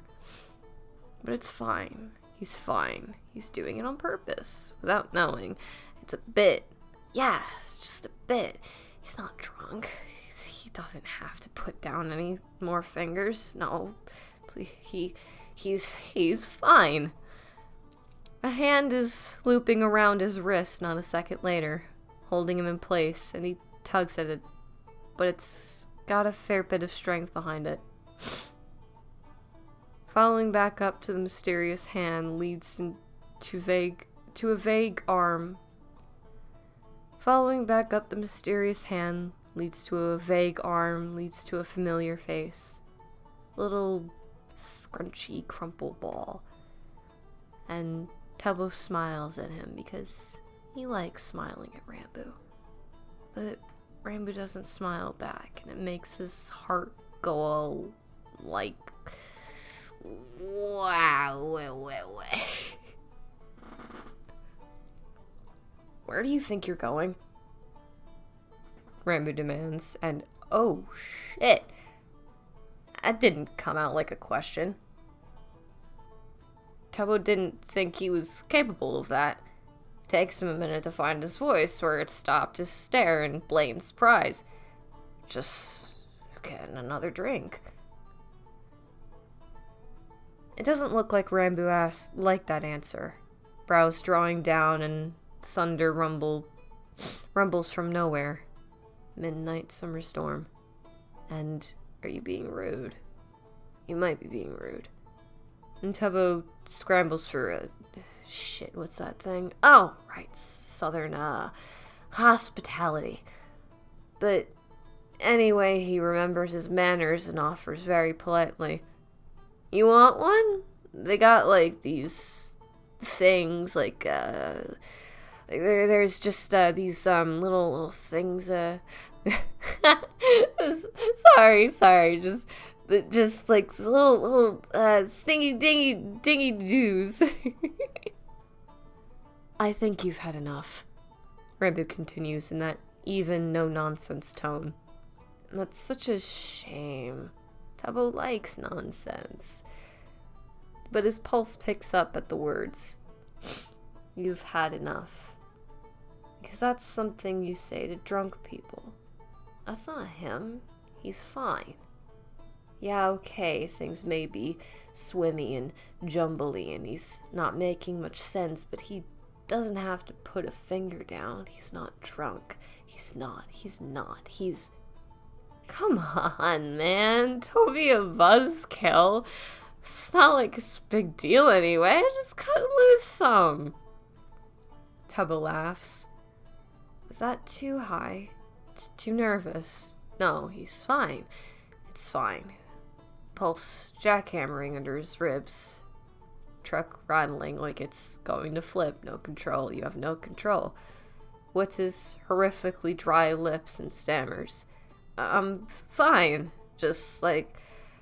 Okay, I might be a little tipsy, but like, it's fine. It's okay. I'm okay. You're drunk. That sluices through him like a freezing water. Hits like a slap to the face. And Tubbo can't breathe. Can't find his voice. Can't find the words to argue because he's not. And Rampu continues on doggedly, eyes flashing like lightning. You are not tipsy, you are drunk. You are so inebriated, your balanced speech, that decision-making are all impaired. So yeah, I think you've had enough. He's wrong. He's wrong. Tabo's not. He's fine. He's fine. He's totally fine. Rambo's just confused. He's always confused, never has any idea what's going on. And are you really going to listen to him? Are you really going to trust the guy that can barely function? And yeah, he himself has a point. Fuck this guy. Tabo knows what he's doing. He does. No, he doesn't. It's a lie. He's lost. So lost. And he rolls his eyes hard. Goes to tear his wrist out of Rambu's grasp, but the bitch won't budge. Comes stumbling forward and... Fucking hell. Tabo didn't think he was so stubborn. It reminds him of Tom... Nope. No. Not going there. Shutting that down now. I am fine. You don't know what you're talking about. Tabo makes sure to say, very steady and very clear.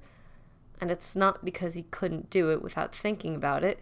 It's just good to be thorough or some shit. You never know, but I do, so, shut up. What's that supposed to mean? Sorry, let me try that again. What's that supposed to mean? Rambu says, not letting go, but he shrinks back, sinking down into his shoulders with dark suspicions rolling over his eyes. And looks like you hit a nerve, a sore point, found a foothold. And Tabo shrugs, tries to pull away again, and finds that grip a little looser. This is what I said. You're confused about everything, but I'm not, so you don't get to make choices for me. I'm not confused. I'm just trying to help you. Rambu stresses. And it's not the exact same words, but it's a mirror perfect tone. Why won't you let me help you? Don't have to do this. You don't have to be this. And it makes Tabo want to laugh. Because don't they get it? Don't any of these stupid, self-righteous fuckers get it? He doesn't want to be anything. He just is this. Tabo's not acting out for attention or trying to be a sob story. He just is actually a massive fuck-up. A huge mistake and nobody going nowhere. And if it makes them uncomfortable, who gives a shit? Not Tabo. He doesn't give a shit. Couldn't care less. A lie again. All you do is lie. You care so much. That's why it hurts so much. When they leave you like nothing you are.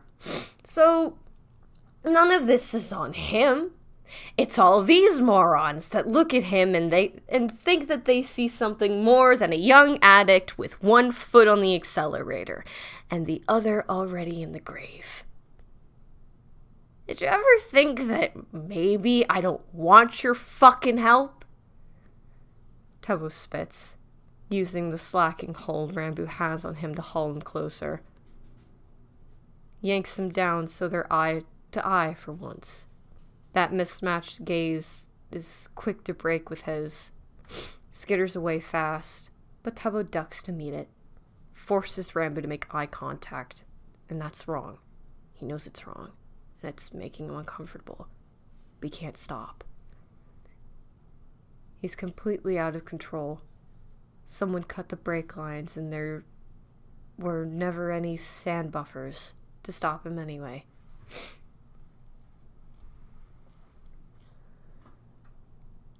Tubbo's about to go crashing full throttle over the edge, and his heart hammers in sick excitement, because there's a perverse kind of joy in ruining things. I don't want your help, Tubbo enunciates, rattling Rambo like all the shit that crashes around his head. Doesn't know what he's doing, doesn't know where he's going. Lost. He's so lost. He's never finding his way out. I don't want your fucking pity or sympathy. Fuck you. I'm not your friend. Don't try and help me. I don't want any of that shit. It's mean to say. It's wrong to treat this person like he is. But he's doing it anyway. And that's it. And that's it, right? Last straw. Tubbo has to have found it. Waits in hysteric anticipation for Rambo to drop his wrist like he's been burned. He won't scream and rail and carry on. It's not his style, not like Tommy. He's not the one you drove. Not like the one that you drove off when you loved more than anything. No, he'll just give up quietly.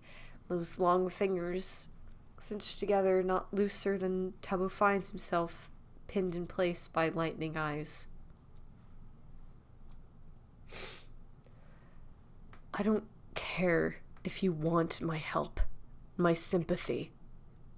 Rambo has never looked this sure of himself. The stare so piercing, Tubbo feels like it has him by his jugular. Voice strong with the kind of confidence that only comes from knowing you're absolutely right. You need it. Tubbo's mouth opens and then promptly shuts.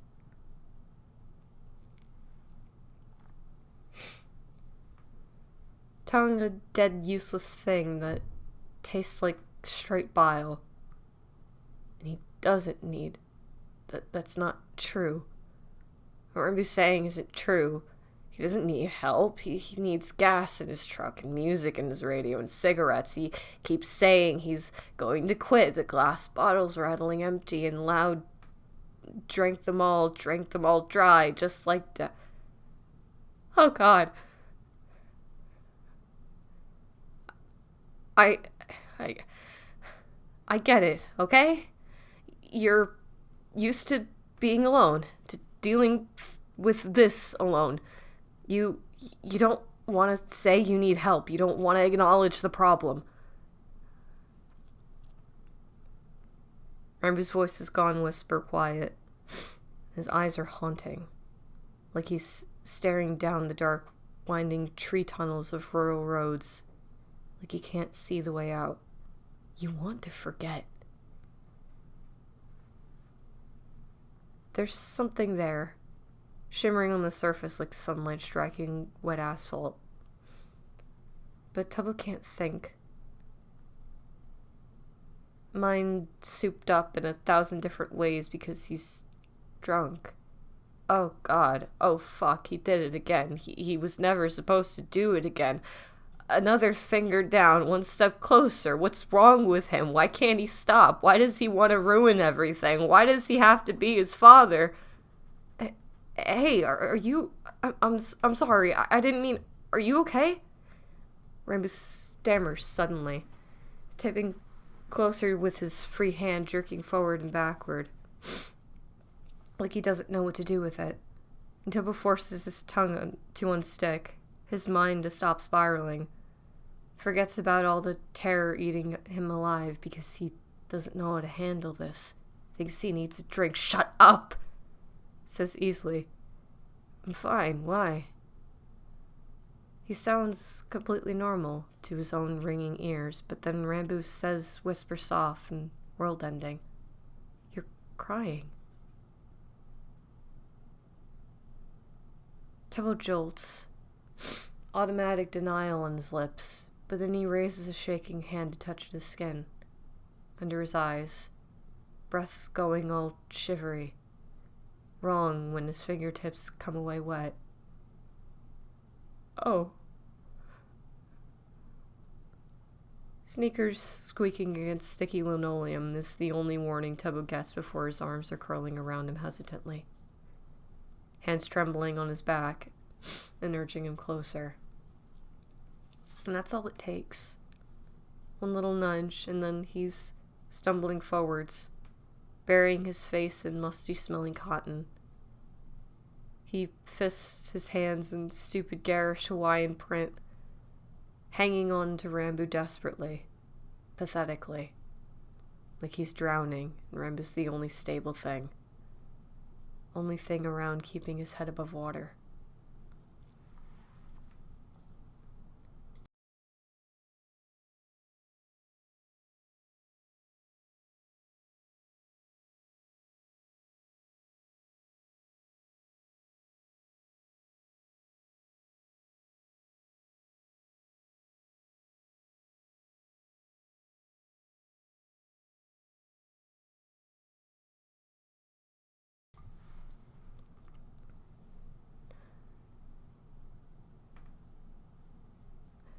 Now that he's acknowledged it, Tubbo's blurred consciousness is so very apparent and terrifyingly alarming. Twists his stomach up in knots, has freezing, fiery shivers racing across his skin. He's trying not to cry. Tears may be leaking out of his eyes, but he refuses to make a sound. Buries his face in Rambo's chest and ignores how his shoulders hiccup with strangled cries. I'm right here, Rambo says over and over again. It's not the reassurance he thinks it is. Makes a wet sob bubble and Biden out of Tubbo's throat, because he's lying. He's going to leave. Everyone always leaves, and what am I supposed to do when nobody ever stays with me? No one stays for me. I make sure of it. I make sure they leave, like I deserve. No, you don't deserve that. There's a pointy chin pressing into the top of his head. Lanky limbs that are stronger than they look, coiled around his back. And Tubbo's never been a huge fan of physical contact.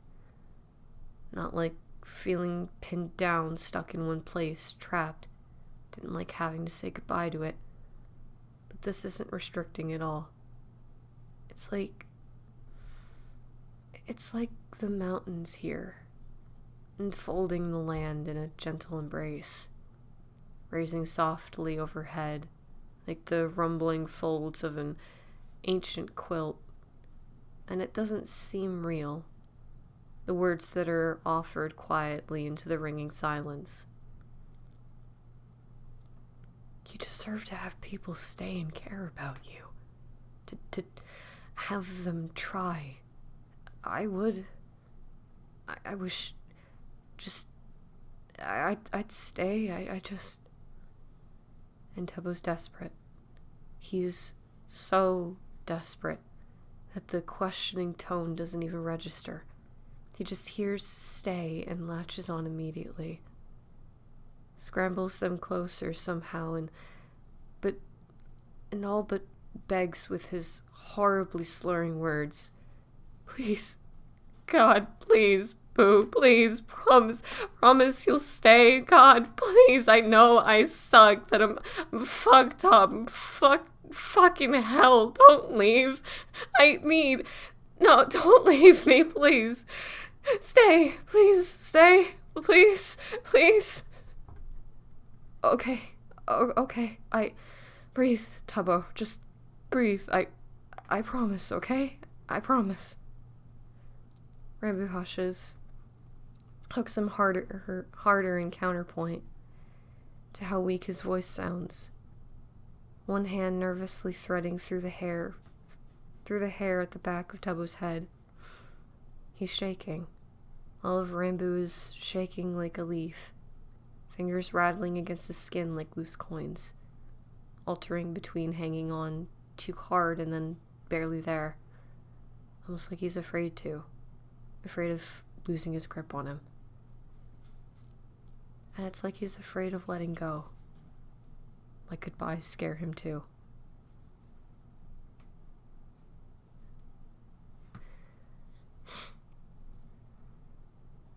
And with that, another small break as I check on Puppy. And I will be right back. Let's put this back on. Oh, I hear barking. Yep. Puppy. Hold on.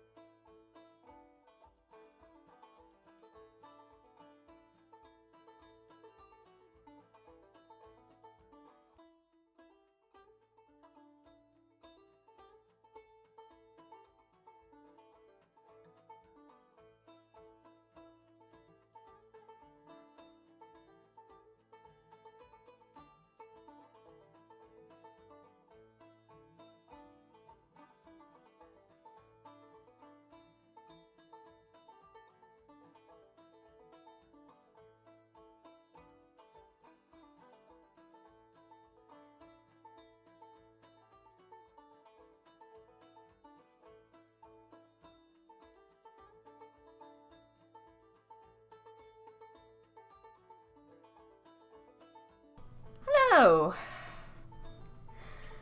I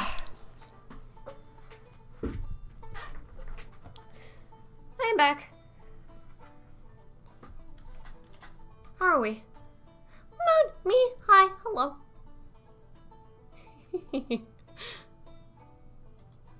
Alright.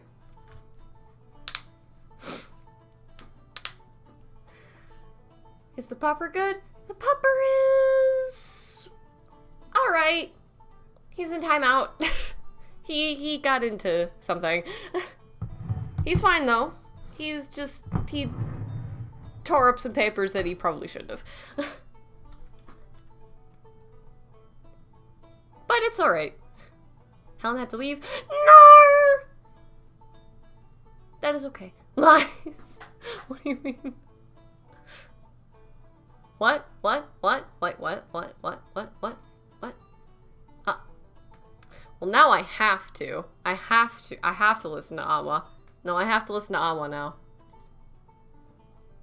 It's... What? No, what do I need to listen to? No. Mute Connor. Oh, Mute okay. him. Do not mute me. Do not fucking mute. I'm gonna... You came back to the stream. He just fucking moved me. Get back in here. Yeah.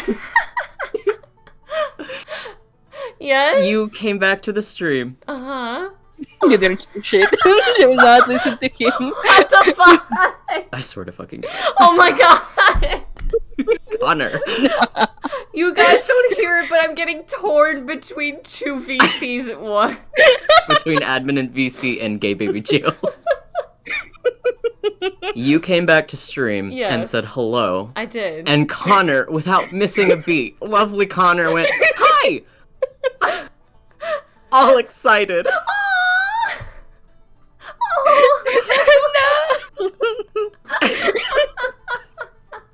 And I look over and you're still deafened, and I was like, oh, Connor.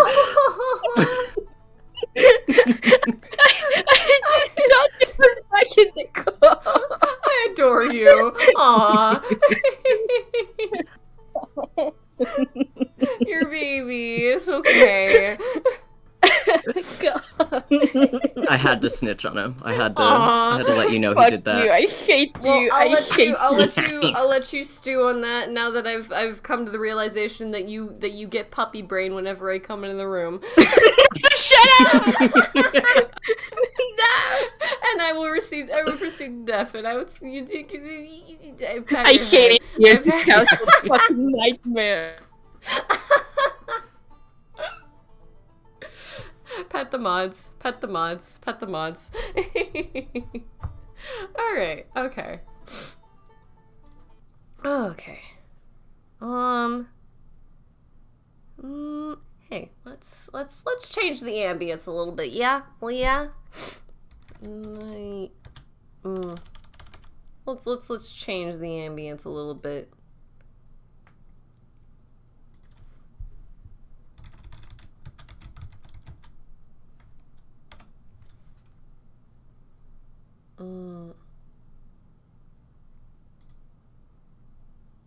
How's this? Yeah, that's good. Alright.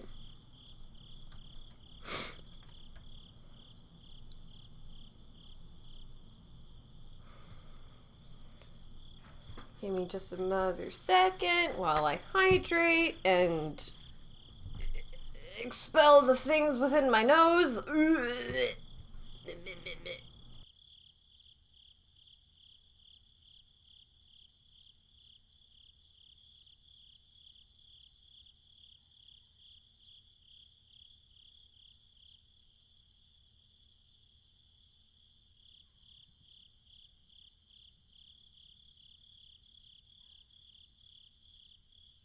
Okay, let's go.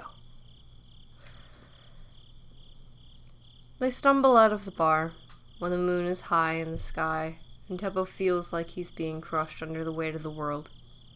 Fumbles his keys wordlessly into Rambu's long hands and slouches in the shotgun. Clammy forehead pressed into the cool glass of the window. I didn't want a drink, he says over and over again, while it looks like Rambo is trying to figure out how a car works. I didn't want to drink. I didn't want to be drunk. I don't want to be my dad. Rambo stops in his fiddling. He's hanging out of the ignition. Then don't. Just be yourself. He says like Tubbo has any idea of how to do that. Like he hasn't forgotten everything he used to be because he couldn't handle it. And the silence Rambo gets handed... And the silence Rambo gets handed along with the tears rolling down Tubbo's face seems to be answer enough for him. He doesn't ask. Tubbo's relieved. The truck rumbles to life, and soon they're bumping cautiously down the road. Tires running, always running from the things in the rearview mirror.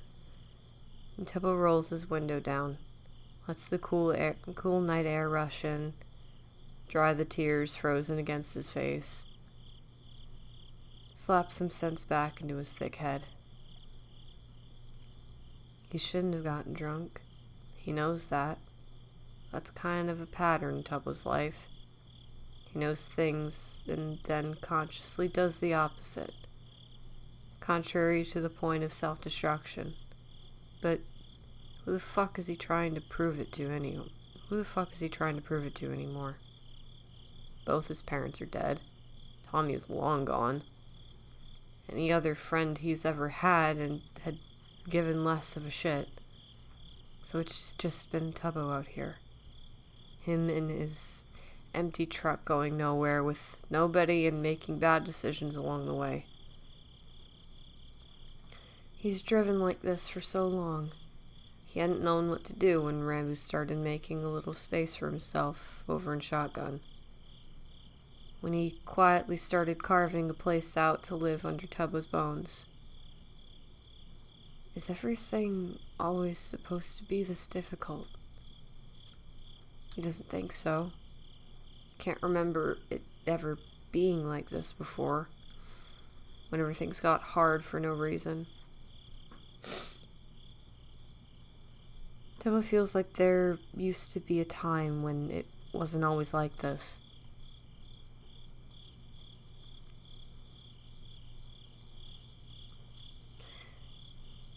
But...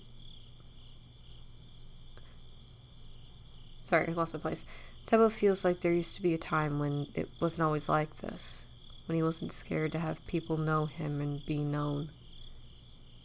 Couldn't let them try without fear of destroying everything. Could maybe even let himself try and believe in hope for things. But now he knows better. He knows he'll fuck it all up in the end. He always does. He's a schlatt after all. And all anyone ever told him was how much like his father he is. Instead of proving them wrong, Tubbo just goes to prove them right. Why? Because he has no fucking idea. Because he has issues on issues stacked on problems and maladaptive behaviors. He has no idea how to do anything besides drive and smoke and ruin everything, every good thing he's ever had before it's taken away from him. And does that sound melodramatic and stupid? Yeah, well, it's because it is melodramatic and stupid. Tubbo is drunk when he shouldn't be, and he can barely untangle the mess of his own subconscious while he's sober. There's absolutely zero hope for him right now.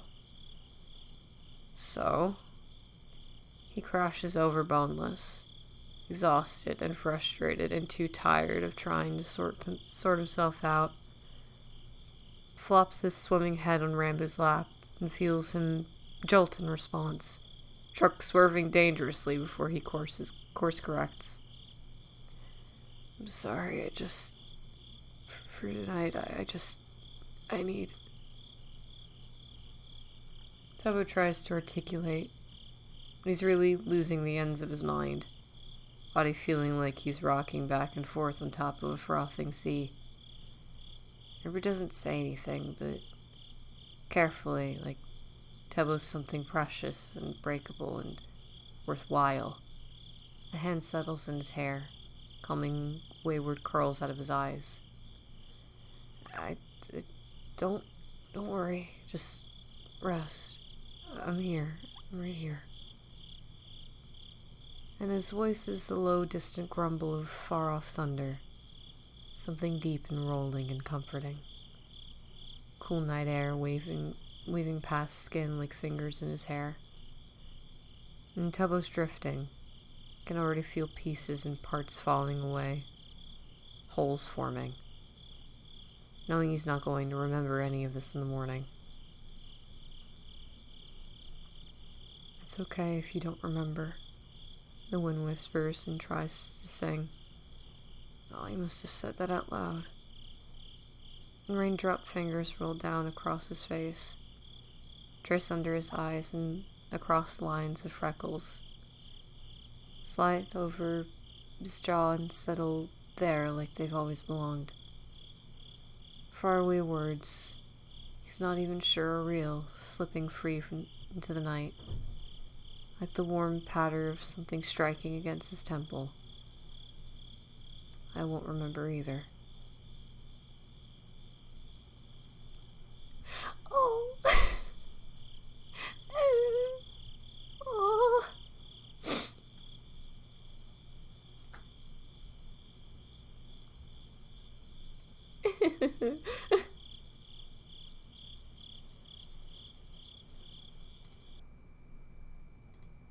Changing ambience.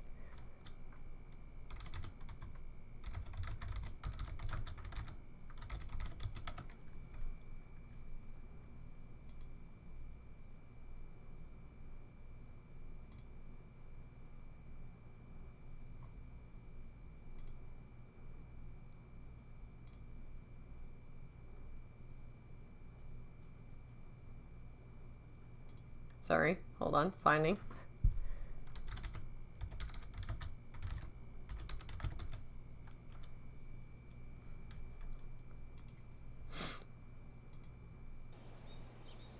Here we go.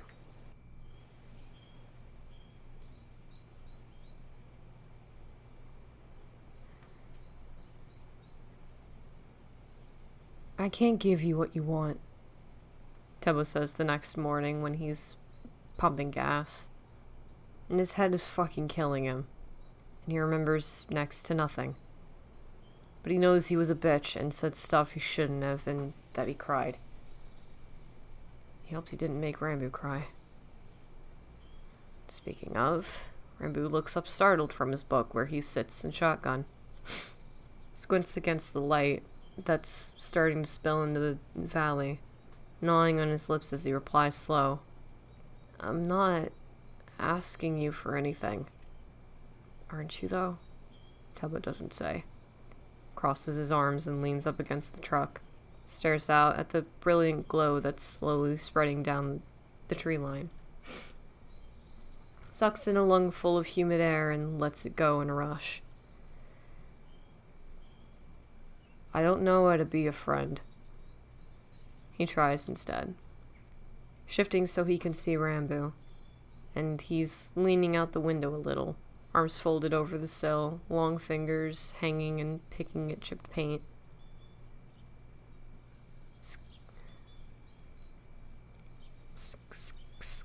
Go his fingers against the rusty spot. Pull up scraps of faded blue paint that stick under his nails. Rambo stares at the pieces that cling to his fingertips, murmuring, I don't think I know how either. Bullshit. Tubbo wants to bark. The delicate frames of Rambo's sunglasses suddenly weighing 10,000 pounds where they perch on the bridge of his nose, shading his overly sensitive, hungover eyes from the harsh morning sun. You should give yourself more credit, Tubbo huffs, not thinking it's worth much of a response. that there's not really any room for rebuttal. And shaking the last of the paint off of his fingers, Rambo looks up at him, makes direct eye contact. So should you. Tubbo doesn't know what to say. Finishes filling up, pays, gets back behind the wheel, and stalls because he honestly has no idea where to go from here. Something's changed between them. It's hard to put a finger on it. But where Tubbo woke up with his face smashed into a musty bench seat and the rancid taste in his mouth, expecting to find uncomfortable tension, there was none. Did you mean it? Last night, when you promised to stay? He finds himself asking. Can't remember exactly what was said, but knows the gasping, clawing desperation in his heart got snuffed out after a few words. Wonders, hopes frantically what they were.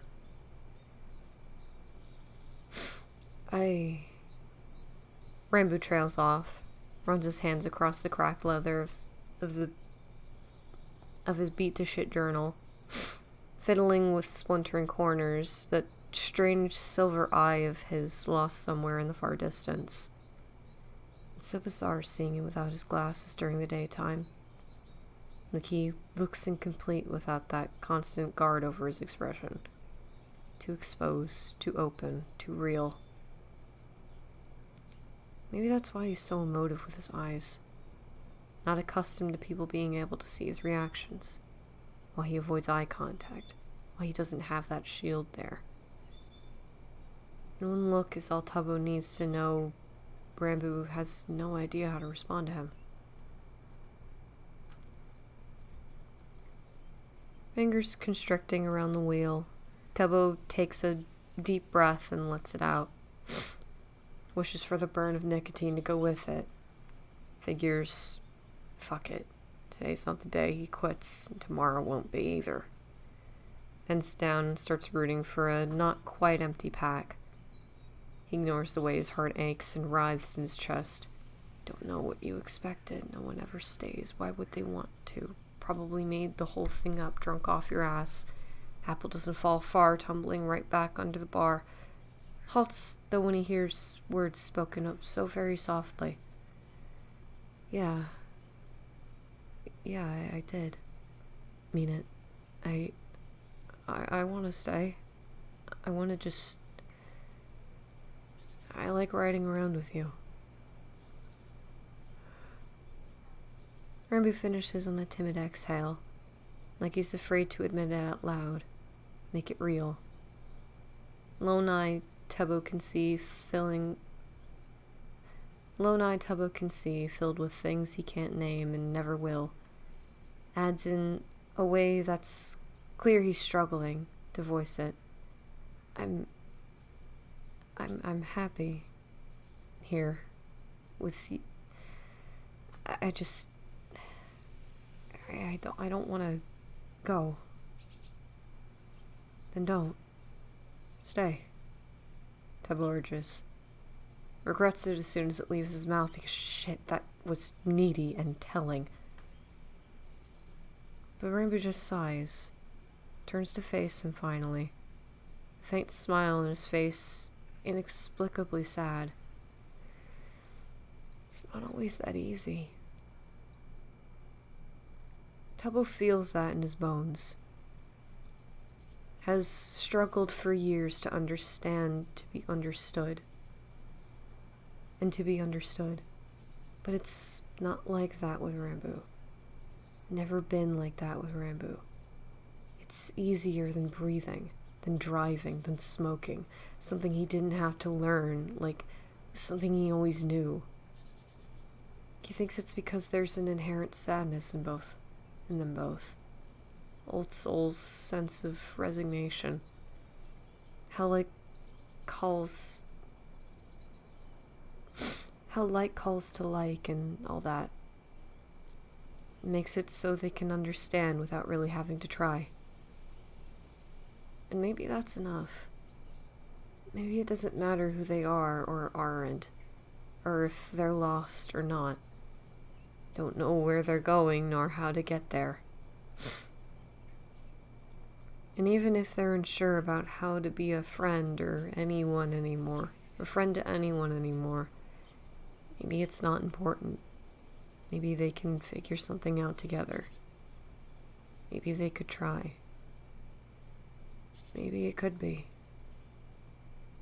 Tubbo whispers, shaky and nervous and scared, terrified of the ends and goodbyes, has let that stop him from trying to find beginnings and hellos. And he's afraid of where this is going to take him, where it could leave him, and yet still offers like he's trying to remember how. Maybe it could be that easy. And it is. For a time, it is.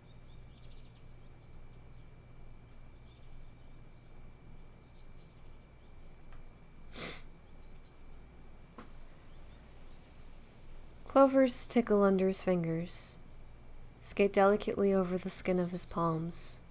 So smooth and soft, Tubbo runs his hands through the grass again. Wishes he could wiggle his hand deeper, sink it into earth and pull edges up like a massive blanket, wrap himself away forever. What kind is that one? Tubbo cracks his eye open against the bright afternoon light, rocks his head to better follow the line of Rambu's pointing fingers. Assumes which cloud it is he's looking at and shuffles back down to the warm earth. Cumulus, big guy, same as the last one. Okay, cool. Oh, sorry, did I, have I asked that too much? Rambu sounds guilty for some reason, so Tubbo knocks their heads together a few times, grins at the pretend pain noise he gets in response. Says in a slow crawl, "Nah, you haven't. I don't mind either way. I'll answer as many times as you ask, boo."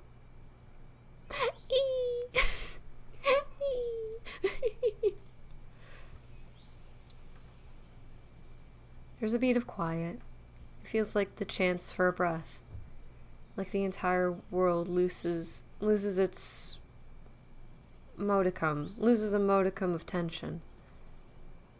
Unwinds and spreads out, just fluffy white clouds endlessly floating past overhead in an impossibly blue sky. Curl of silken grass under their hands, an eternity of a summer to drift through. Thanks. It's a very soft sound. Seems almost breakable as it vanishes in the simmering air as quickly as it was spoken. And Tubbo slits an eye open, tries to get a peek at Rambu's expression, but it's partially hidden behind the frames of his sunglasses and the tumble of his hair. Sorry, I know I repeat things a lot, Rambu says, and that guilt is still in his voice, or maybe it's something closer to regret. But either way, Tubbo can't figure out why it's there. Rolls onto his side and props his head up. Got nothing to be sorry for, boss man. So you're a little absent-minded. It's no big deal. The cloud passes over the sun, spreading a dark blue shade across the mountain field they're stretched out in.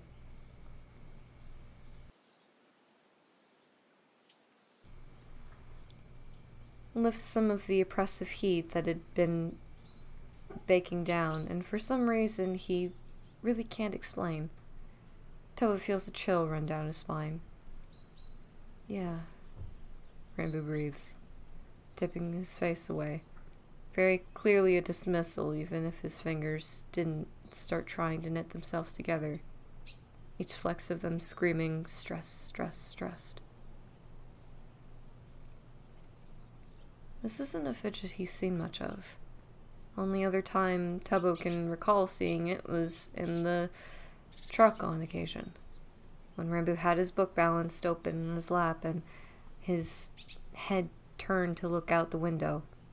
He thought maybe it was a motion sickness thing. Tried to drive less like a lunatic whenever he noticed, but now he's not sure. Tubbo has to fight the impulse to reach over and touch him. Maybe try to quell the fidgeting that only picks up in intensity the longer it's quiet. Together and apart, together and apart. Like he's trying to piece something back together that way. Honestly, Tubbo isn't much of a touchy-feely kind of person, but the thought to touch invades his mind like a plague. Rattling incessantly like summer bugs. He's right there, a foot away, at most just reach out, reach for him. It's everywhere then. Invasive, demanding, covering everything. Tubbo can't stop thinking about it. That night at the restaurant, when he led Rambo out in the storm, the brief minute their hands were wrapped around one another. How grounding it felt to feel fingers move over his skin. Warm weight of another person hanging on. Cicadas shriek loudly in the hot air, while grasshoppers lazily buzz their wings in a grating bravado that dips and swells and peaks, underscoring the tumbling thud of his own pulse. It has to be the heat baking his brain, but Tubbo watches one of his hands stretch out in haze, fingertips lightly brushing the back of pale ones. Rambo jolts, sudden movement sending a spray of glinting bugs jumping free from the tall grass. Hands springing apart and accidentally knocking into Tubbo's in the process. And then he just stills. Back of his right hand nestled against Tubbo's palm. His hands are warm from the sun. It's an odd thing to get hung up on, but Tubbo's got no words in his head to explain himself, so he's stuck on that. How warm his hands are. Sorry, is what Tubbo would say.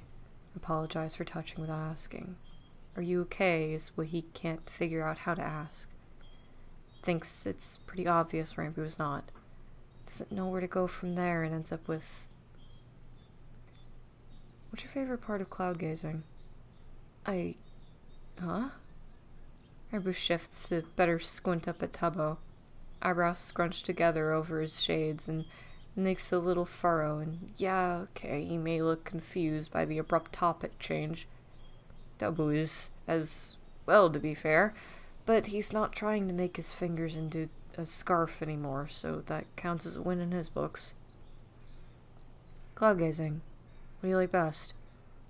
Tubbo repeats, drawing his hand back as he settles down again, presses his palm into the earth and hopes Rambo could feel how he was shaking. Hopes he won't ask. Besides ID and cloud types, I guess it's just, like, the way they look. Like, the contrast is fun. I don't know, it's just easy to get lost staring at them, you know?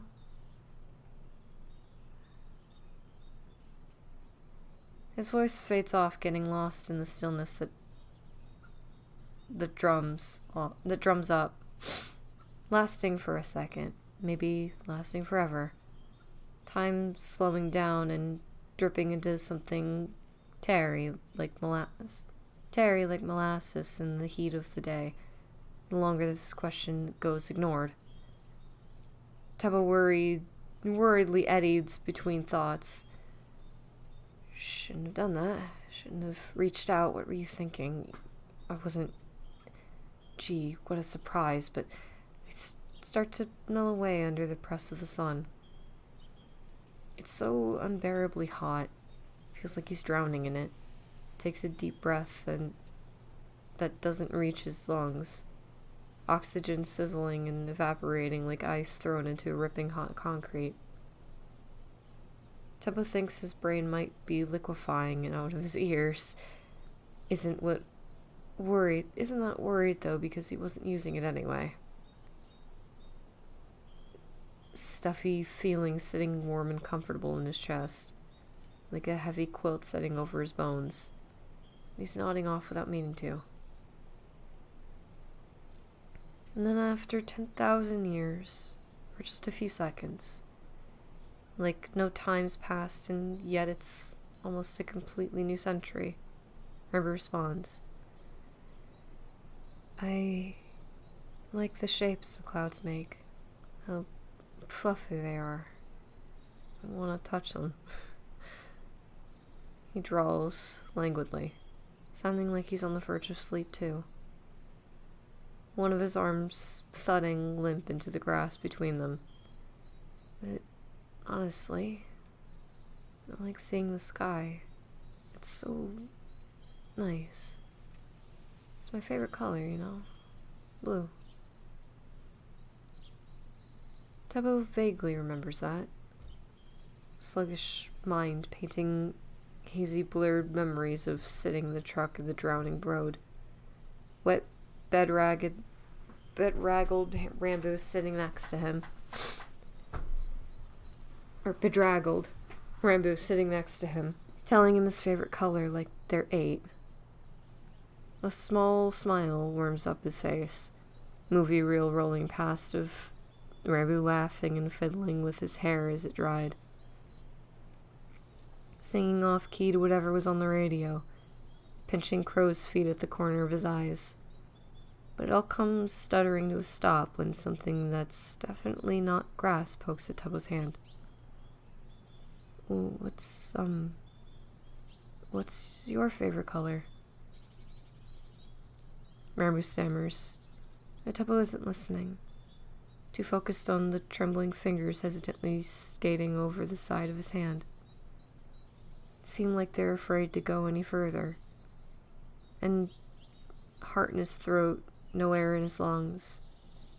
Tubbo shifts so that their hands slide together. Makes him completely forget about the question he's answered before.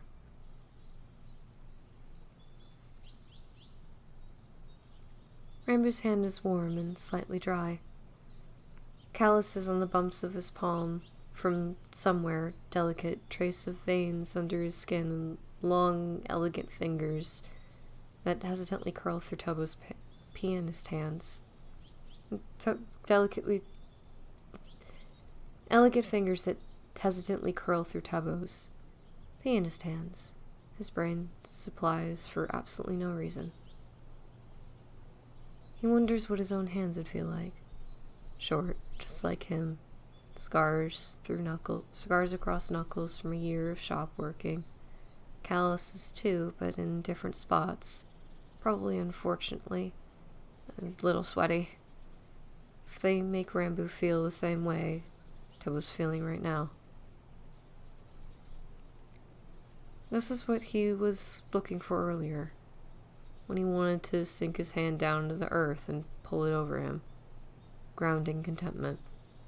Something like stability.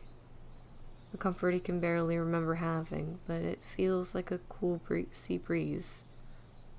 And tastes like butterscotch haystacks. And Tubbo's not sure he can let go of it a second time.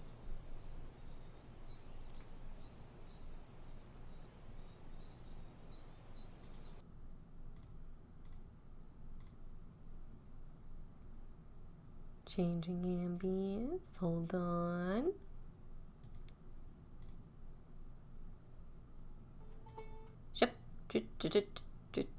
Actually, no, fine. That's fine. Gay ambience. Banjo.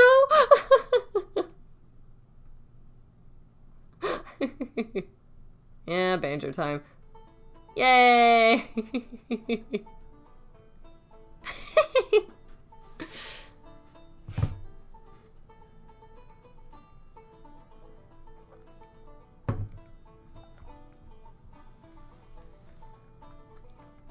How are you feeling, streamer? I'm feeling alright. I'm feeling yeehaw. Just gotta hydrate real quick.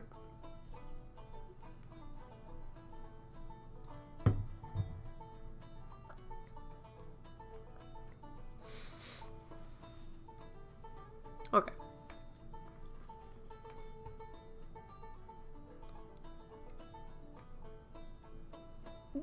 Oh, God. Time for good old hootenanny. Oh, God, okay.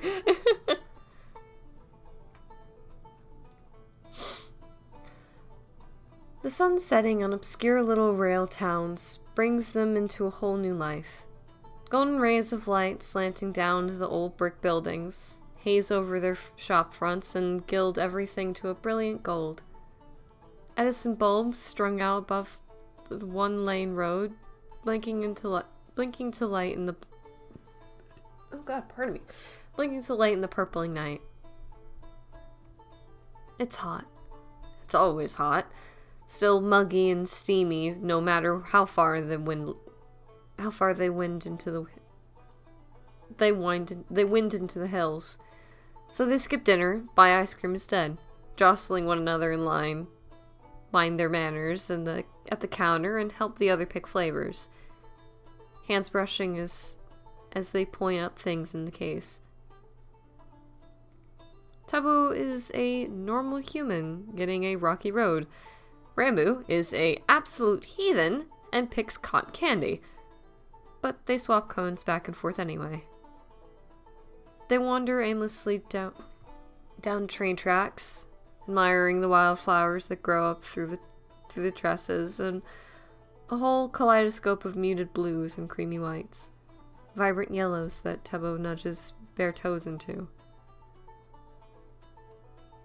Whippoorwills call to each other. Whippoorwills? Whippoorwills? What's a whippoorwill? Hold on.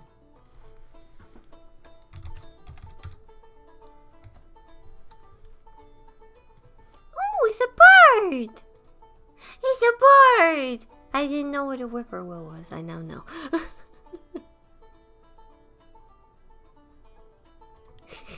Sorry.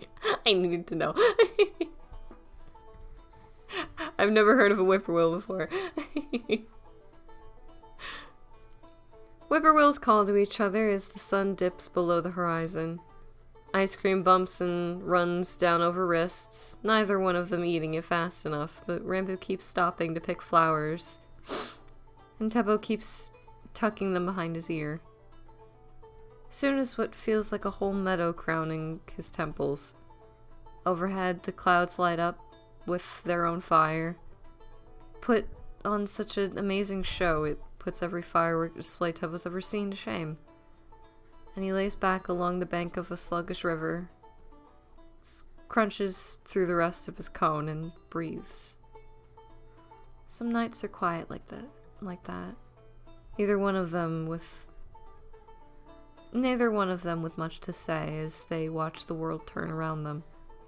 And it's nice.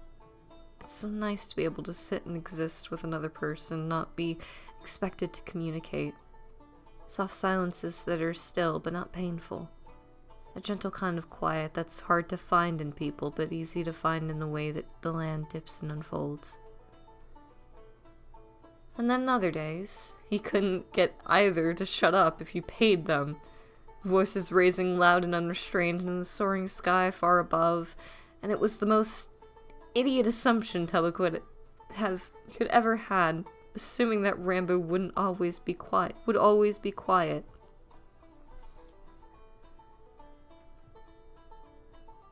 Why do you want it? It's not gonna fit. Tubbo argues around a laugh, happily tears a chunk out of his pulled pork sandwich while he waits for a rebuttal. Evening still and soft around them, like most summer nights. It's absolutely lovely out. Tubbo had parked them along a creek Rambo probably lost a pair of boxers in once doing laundry. Popped the tailgate down so they could sit and eat and watch the fireflies blink to life. Okay, first off, you don't know that for sure, and second off, I like the thing in the front of the, anima? Bird, I like the bird. Rambo says as professionally as you can when you're sucking barbecue sauce off your thumb. And completely unimpressed with the counter-argument for why Rambo should get his hoodie, Tabo arches both his eyebrows. Okay, first off, it's clearly a seagull, and secondly, it's even more obviously a black-backed gull if we're getting specific, which we should, since you're trying to rob me. Rambo laughs around a mouthful of sandwich. almost ends up spitting out what he has, but slaps his hand over his mouth, voice muffled behind his fingers. I'm not trying to rob you. Yes, you are. You're just demanding things of me, and I feel very unsafe and coerced, and you haven't put up anything in trade, so you're trying to rob me. Tubbo declares with grand theatrics, collapsing back into the truck bed with a great show of, being repressed? Sure, let's go with that. So he collapses back because he's repressed. And Rambo takes it all very well in stride. Ah, of course, my deepest apologies, Rambo says in his own over-the-top voice, always willing to feed off of the stupid bits they pull. And Tubbo kinda loves that for him. Grin slow as he continues like a pompous idiot. Pray tell, what out of my many wares and provisions would you be interested in, good sir? Tubbo pretends to think about it, taps a finger against his chin, but truthfully not much. They both don't have a lot. He knows most of the items they keep to be beyond important. They've kept our beyond important. Gets that it would be incredibly rude to even suggest handing one over. He could always say no, explain there's not really anything he wants, and move the conversation on. But he's coming to learn that he's kind of bad at saying no to Rambo.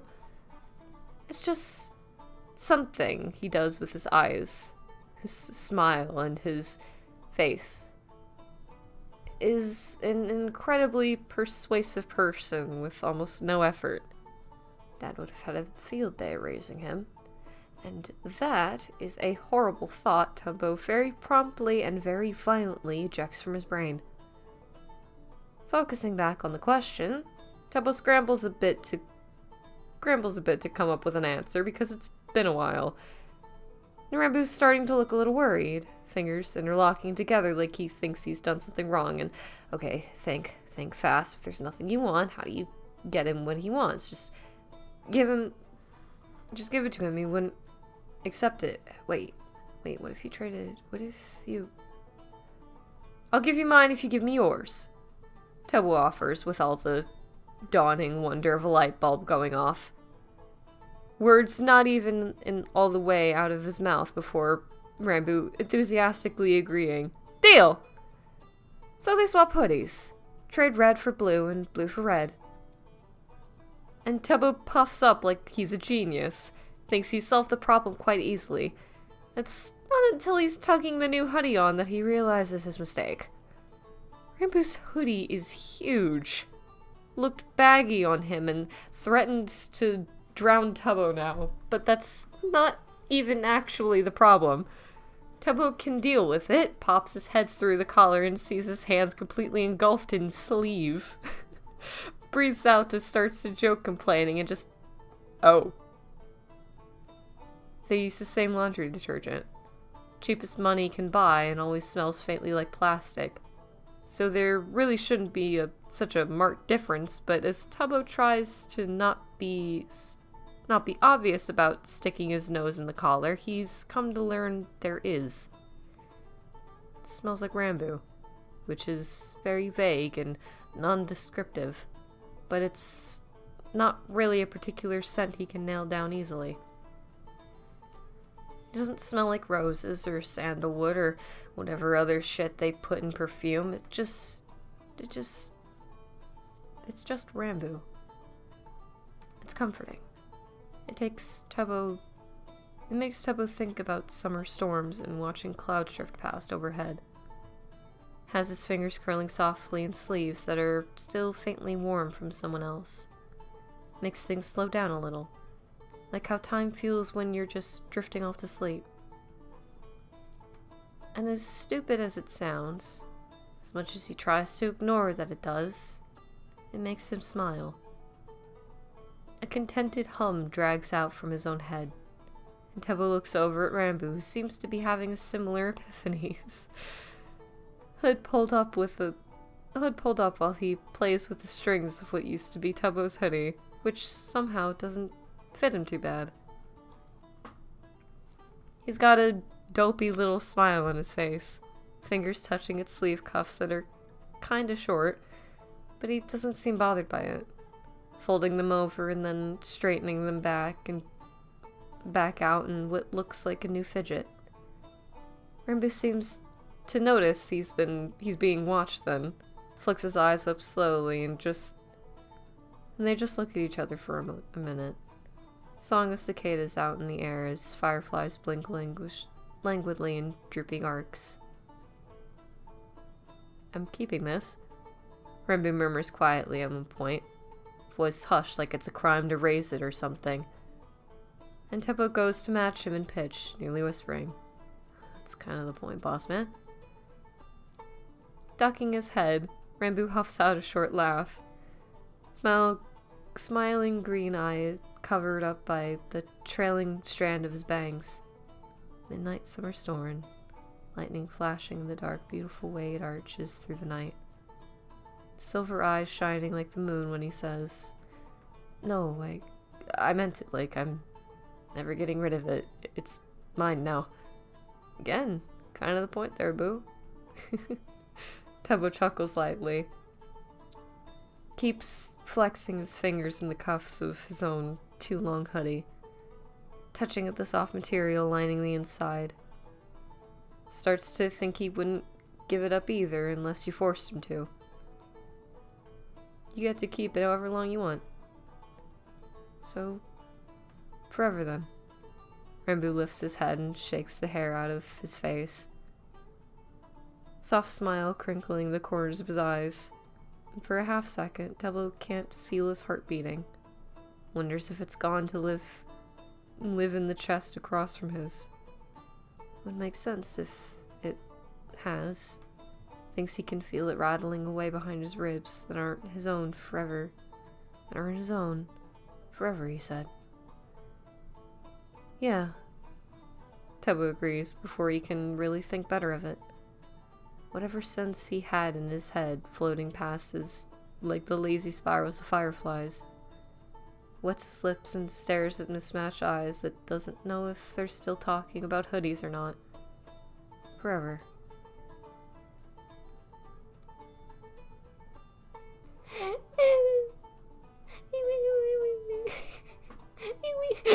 I'm so lonely.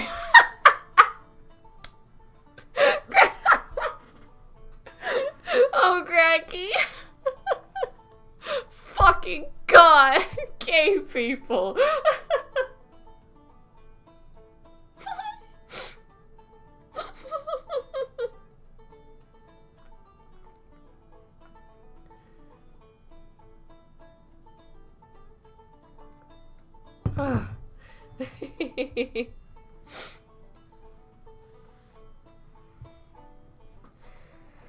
Alright. We're about over halfway done. Shit.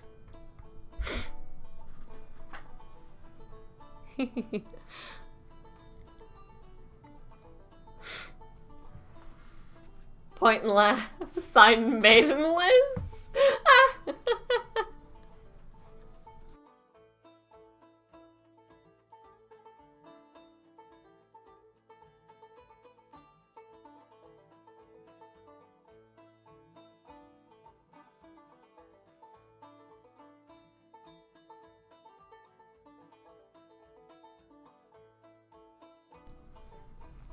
Whew, alright.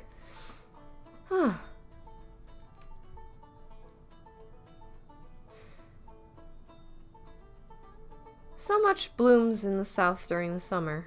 Multicolored wildflowers bobbing along the highways. Queen Anne's lace and thick seed and verbena.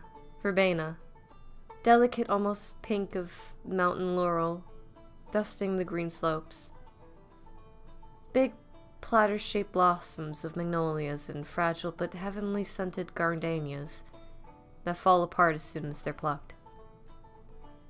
The latter are the ones Rambo's completely enamored with, cups the flowers in the palms of his hands like they're something precious, and then buries his nose in the centers like he's an addict looking for his latest hit. May not have the greatest sense of smell, but those flowers are deeply perfumed enough that he can pick up on it. which is probably why he likes him so much. It's hard to describe, he says one day after Tubbo asked why. After he watched Ranboo trail fingers longingly over a magnolia, the magnolia's creamy petals, like he was mourning having to say goodbye to it. It just reminds me of something comforting.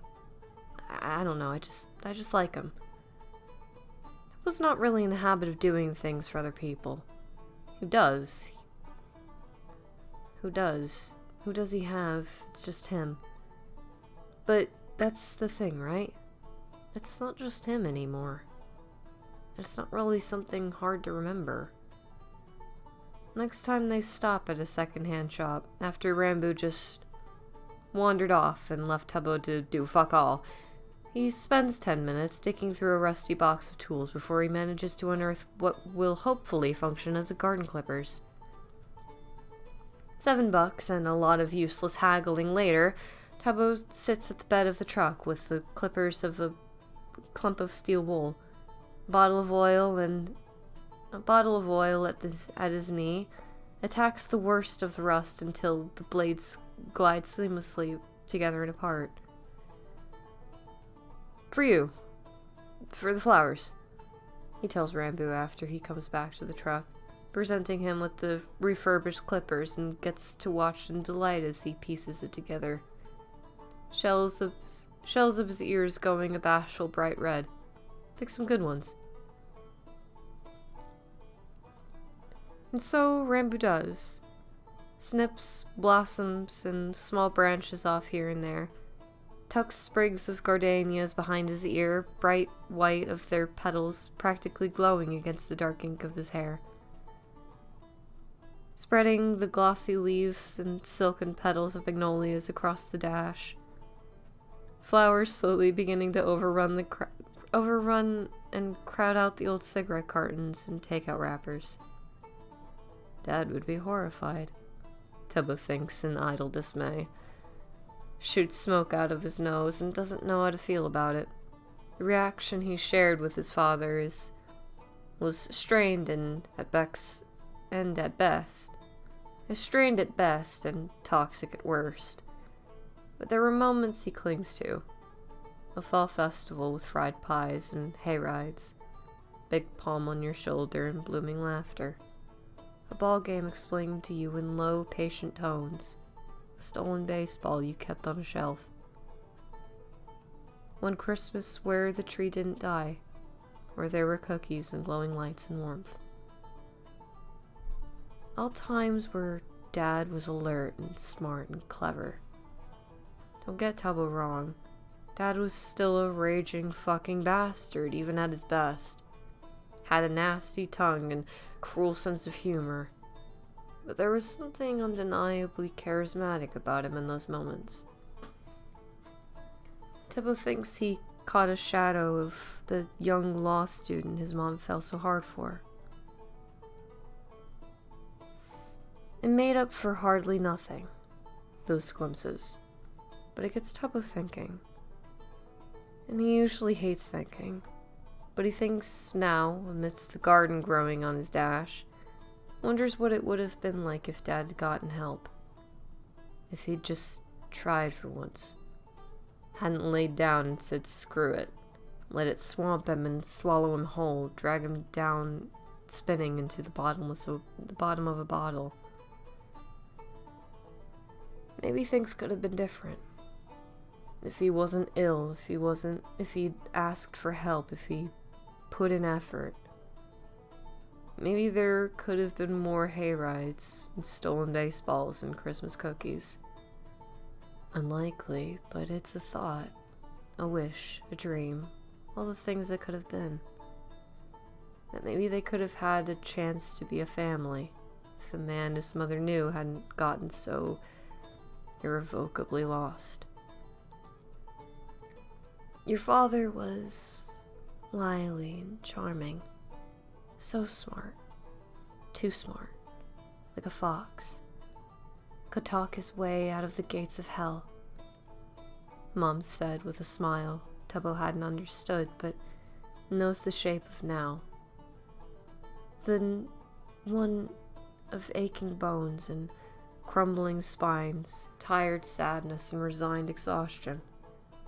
Answering a question Tubbo didn't know he wasn't supposed to ask.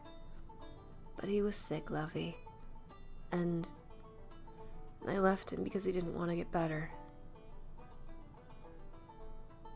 Tubbo lets smoke pour out of his mouth and watches it dissolve in the air, heart constricting under his ribs because he gets that. Not wanting to get better, not wanting to try. Resignation weighing on him so strongly. It's a miracle he's upright, but he thinks things are changing. Slowly. A little at a time, but yeah. Because magnolias spread across the dash, creamy petals bobbing up and down in the wind that blows through the windows, mussing his hair up and eddying around heady waves of perfume from the gardenias. Their rich scent thick in the air as opposed to smoke. And Tubbo has half a thought he should be terrified, but he's not. Oh, can you turn it up? I like this one, Rambo asks. And just the gentlest thing, he like clovers under his hand in a blue sky full of cumulus clouds. And stubbing the rest of his cigarette out, Tubbo nudges the volume higher, cab soon filled with soft guitar, and after a beat or two, faint singing from shotgun. It feels like things are growing under his ribs. Queen Anne's lace and thick seed and verbena. A whole bouquet that bleeds warm contentment and tender affection. And sunlight rushes in as they hit a break. And hit a break in the trees. Gilds the magnolias and makes them gleam. Everything whispering to him that it's okay. It's okay to try.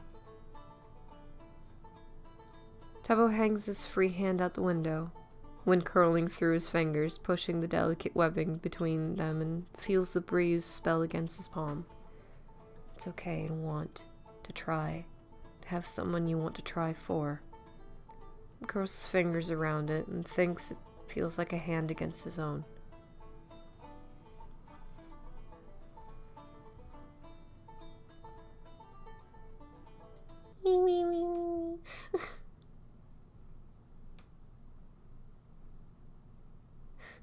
Fellas, it's okay to turn up the volume fondly for the person in the passenger seat.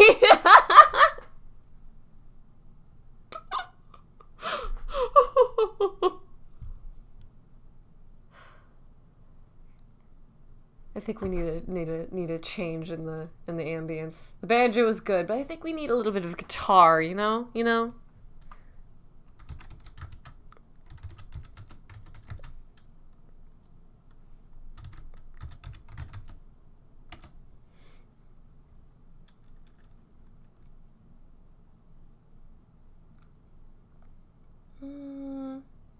How's this? No, our banjo. You want the banjo? Would you want different banjo? I can give you different banjo. So okay. All right. Fine. Wait, but mandolin. Hold on.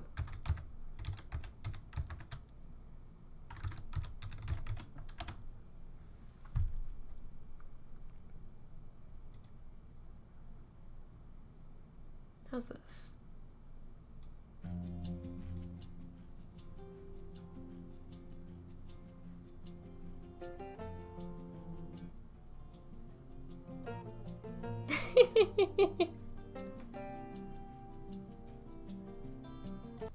Hold on. Let's see. Hold on. Ooh, I like this.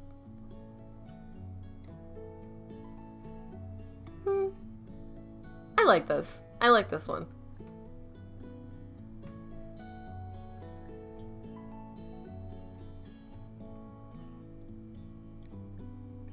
It's guitar and mandolin, so I think it works. I think it works. Alright.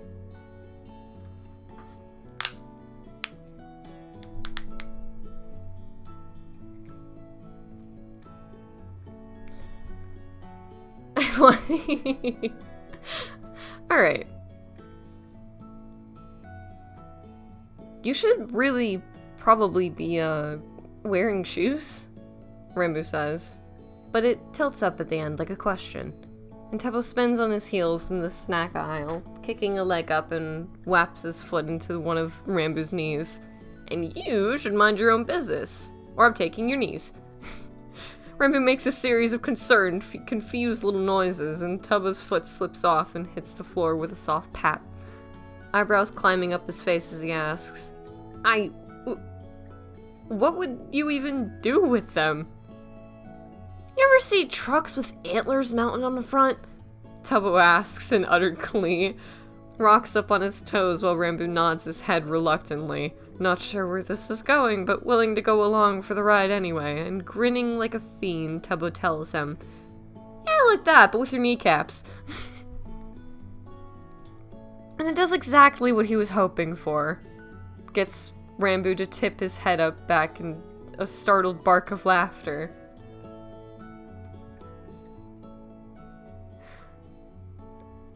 Sorry, lost my place. A startled bark of laughter. Crow's feet and laugh lines jumping into existence. Lovely sound of his voice echoing through the small section of the convenience store. Makes everything seem brighter and just that a little bit better. And there's just that little bit better. You are just... Rambo wheezes. Clearly lost for words in describing the pure comedic genius that is Tebo. Shakes his head and accidentally knocks his sunglasses loose from their perch. They get tangled in his hair on the way down, snagging in messy bangs that are always a disaster and all over the place.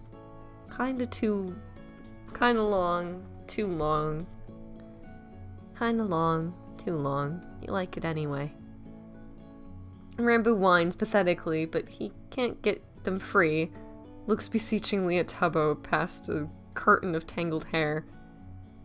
Stepping closer with a fond snort, Tebo starts gently pulling back the white strands free. Has gotten pretty good at doing this, considering how often Rambo manages to get them wound up in his hair. You are such a dork, he huffs out with absolutely no bite. Voice flowing out warm and sweet and soft like summer wind. I feel like we do this every day. Why don't you just wear them on your shirt?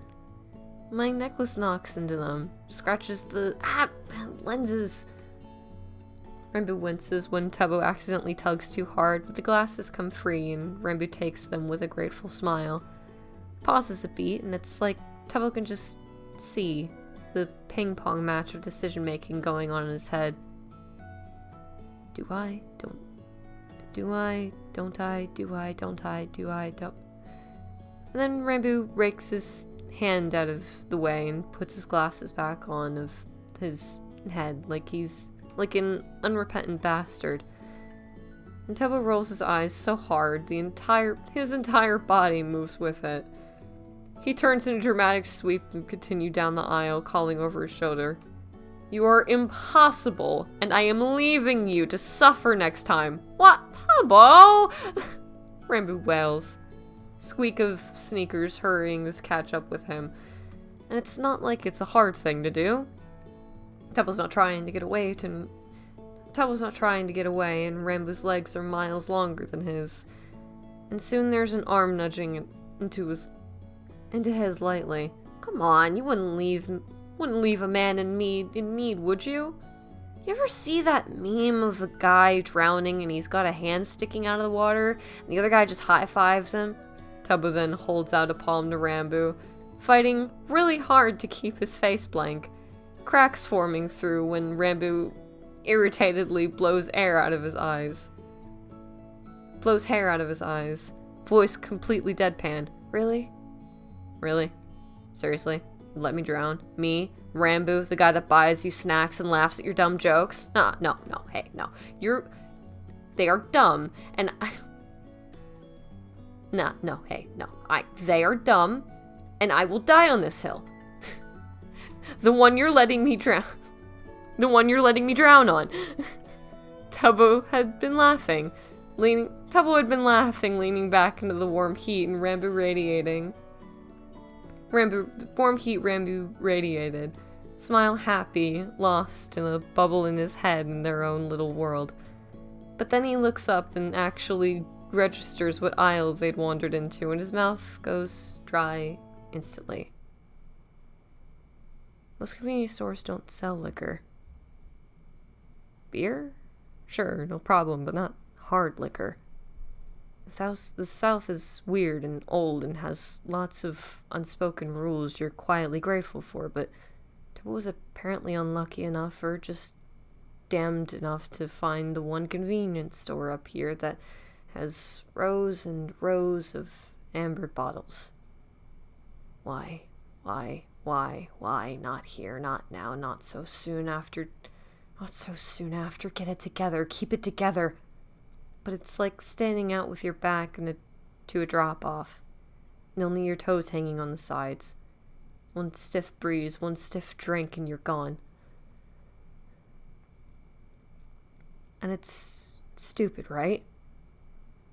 He's being a fucking moron, because it's literally just an aisle of glass containers and liquids, and he should stay away from. He needs to stay away from, but there's some idiot part of his brain that's afraid that wants it anyway. Shut up! Tubbo's scared about what he's gonna do. Rightfully so. No control. You have no control.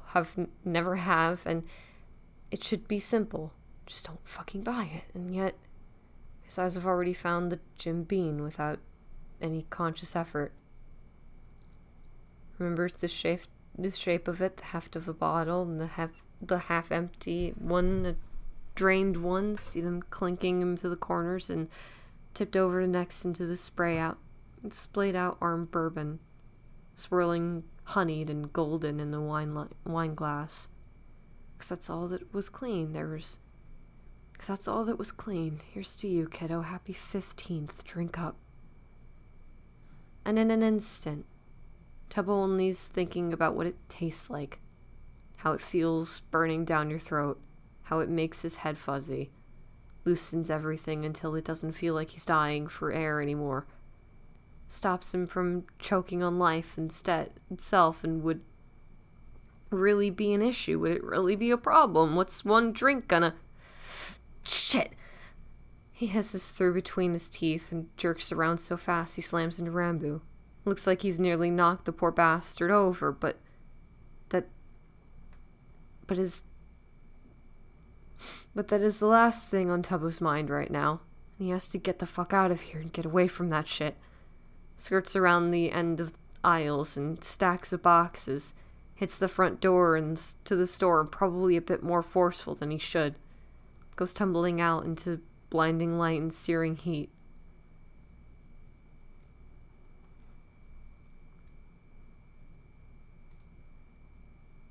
Hold on a second. I feel like I should be getting more ambient.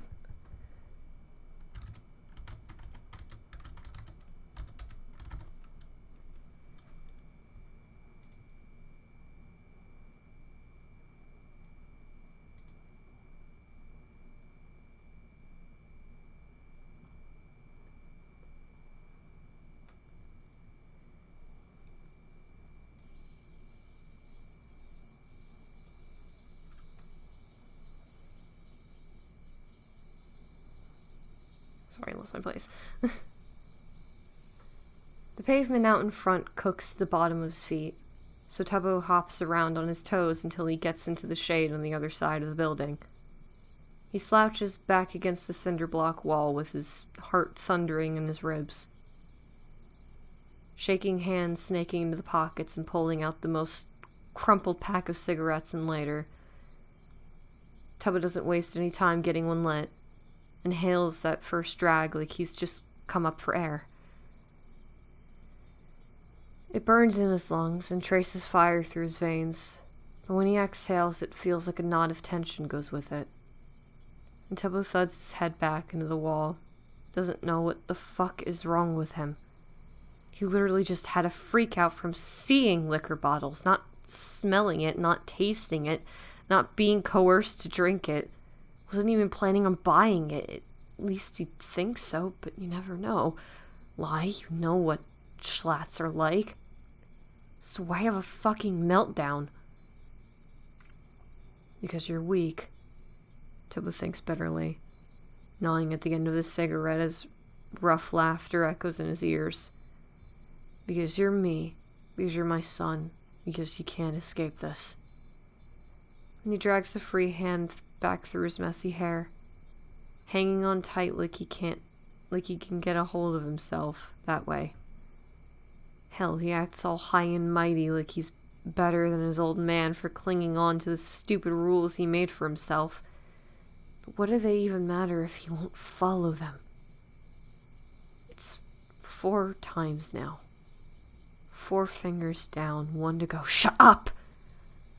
Like that clearly shows his lack of control. His inability to change, get better, why try at all? He's damned. And he takes another nervous drag of a cigarette. Tubbo blows smoke out of his nose and everything's still for a second. He's fine. He's fine. He's going to be fine. Only to come roiling back at the next on the next inhale. Nothing more than a carbon copy. Once a schlatt, always a schlatt. Can't escape. You can't escape your blood. What's in your veins. Damned to the same fate. Not if I can help it. Tubbo snaps back, but it doesn't sound like anything. Not when he thinks he can still taste bourbon on the back of his tongue. Not when he's 4 inevitable mistakes in on something he swore to himself would never happen in the first place. You're a failure. It's all you've been. It's all you've ever been. Some part of his brain whispers at him, and he nearly bites through the filter at the end of the cigarette, angry even though he knows it's right. It's one of the reasons Tubbo doesn't like trying. Doesn't see the point when he knows he's going to fail in the end anyway. So, why purposely set himself up for disappointment? Why bother in the first fucking place? Well, because there's magnolias scattered across your dash. And Tubbo takes a really slow drag. Because there's the scratching of a pen nib in midnight summer storm hair. Exhales smoke languorously and entertains the thought of it being his last. Because there's a goofy oddball in your shotgun and you don't want him going anywhere else. Inhales. And you kind of want to try for him. And exhales. Over the sound of buzzing traffic, Tubbo hears the faint scratch of shoes on pavement. Doesn't need to look up at the dark figure hovering around the corner to guess who it is. Shoots more smoke into the air and says, "I'll just finish this and then we can head out." "Alright. I'm not in any hurry, so..." Rambo mumbles quietly, inches closer until he can lean up on the wall next to Tubbo. Not close enough that they're touching, but close enough Tubbo feels like he needs to turn his head to exhale. It's really quiet when they stand there. Just the occasional car or a breathy exhale spilling smoke. He thinks it's going to stay that way until Rambo practically whispers, You okay?" "Yeah, why?" Tubbo lies because it's what he does. Lies and doesn't deal with things and sees how far away they can get. But it feels wrong this time. Like, for once, he knows it's not something he's supposed to be saying. A car rushes past, disrupting the weird tension Tubbo feels sticking to his skin. Rolls his shoulder in agitation like there's a storm prickling between his shoulder blades.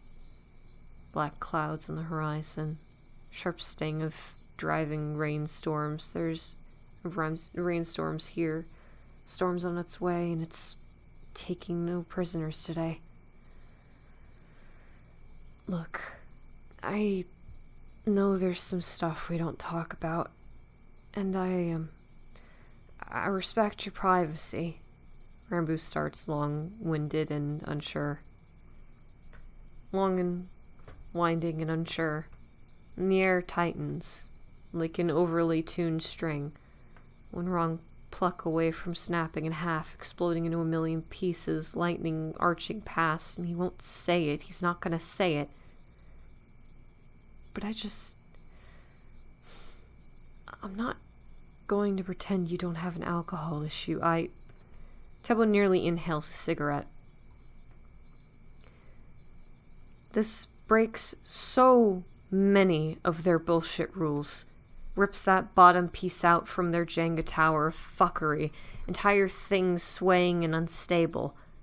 About to come tumbling down. Fight or flight time to go. Fight or flight, time to go, time to bail, get rid of him, got too close, told you this would happen, told you this was a bad idea, bail, bail, bail. I'm not an alcoholic. Tubbo snaps immediately and defensive and terrified. Scared that it's true. Scared because he has 4 fingers down to go, and then this house of cards comes tumbling down. Cigarette shaking spastically in his hand and ashing itself. You're not. Rambo rushes to agree and hits it. And it hits like nicotine to the bloodstream. Relaxes his muscles and wound up anxieties as soon as the words register. But unlike nicotine, this feeling actually stays. Bleeds warmth through him like Rambo keeps talking. At least I think so, but like, it's not, I know it's an issue for you, like, back at the place. Anyway, and then here, you looked so... He makes a guttural, frustrated noise and thuds his head back against the wall, tipping his gaze up to stare at the night sky while Tubbo stare at the sky while Tubbo stares at the concrete between his feet. Bare shoes batting out an anxious tempo over the grainy surface. I'm sorry, I shouldn't have said anything. Rambo croaks, and out of the corner of his eye, Tubbo sees one of his hands come out and start kneading at his shoulder. I want you to be okay. There's a lot of raw emotions in his voice, and it hits Tubbo right under the sternum, exposed out in a dozen different branching paths, like when lightning strikes, aches through him in the kindest way. He's always known Rambo cares about him, but to some capacity just generally figured it was in an abstract way you cared about strangers when you were a good person. This is different. This is so very different. It's a kind of deep compassion. Echoes and vibrates with concern so strong it sounds like Rambo is hurting because Tubbo's hurting. And it's such an unbelievably fucking wild situation that Tubbo's might have found another person who could care that much, who could care about him so much. And Tubbo's always been bad at accepting that. Unable to find the worth others seem to place on him. Unserving, useless, burnt-out, broken thing who would want that? Who wants a piece of old garbage in their back seat? And it kind of just dawns on him with all the subtlety of a runaway semi that Rambo would want something like that. Walking slow and mesmerized down the aisles of shit that no one wants nor cares about anymore. Long, elegant fingers picking things up with care, spinning them around, looking at this. Look at this. Look at what I found. Still think it has worth. Can still find the worth in something no one else wants. Soft crinkling smiles, and eyes that look at you the same way that you're a thing that's invaluable and precious and wanted. Tubbo feels something unlatch in his chest. Something he's kept guarded, hidden, locked away for so long. It's suddenly not so scary having this conversation because he's finally actually believes what Rambo promised him. Knows he's staying. And if he's staying, if Tubbo wants him to stay, he's going to have to try. At least a little bit. He thinks he can remember how to do that. No, you're right. I do have addiction issues. Tubbo admits quietly and holds up the still smoldering cigarette like Rambo needed any proof. Well, any more, that is. Tucks it back up into his mouth and inhales deeply. I try really hard to keep a lid on it, but it just slips out sometimes, so. Inhale, exhale, smoke billowing out. You can do this. You can remember how to do this. Sorry about all this. I'm kind of fucked in the head. He sighs in a way that he thinks sums up a lot of what's wrong with him. Waggles the cigarette between his teeth up and down and knocks loose ash off. I know it's not really what you were, I don't know, expecting, wanting when you said you'd come with me, so sorry about that. I wasn't expecting anything. Not like I just thought you were nice. Are nice, and Rambo cuts himself off with a sharp exhale.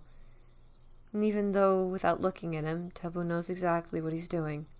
Staring off from the distance, sunglasses guarding his expression, fingers tapping together and apart like a deranged metronome.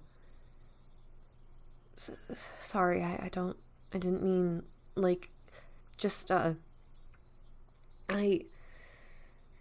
told you I was bad at this. Being friends, I mean. Tubbo just glanced over at him, then in indignation. It's actually surprised to find Rambo staring back instead. Can't see where his eyes are really, but he meets them all the same. Defending hotly. Oh, shut up. You're a really good friend. I mean, I really don't think I am. Rambo murmurs, finally breaks eye contact. One hand coming up to comb through his hair, grows faster and more erratic, and his tone picks up in tempo.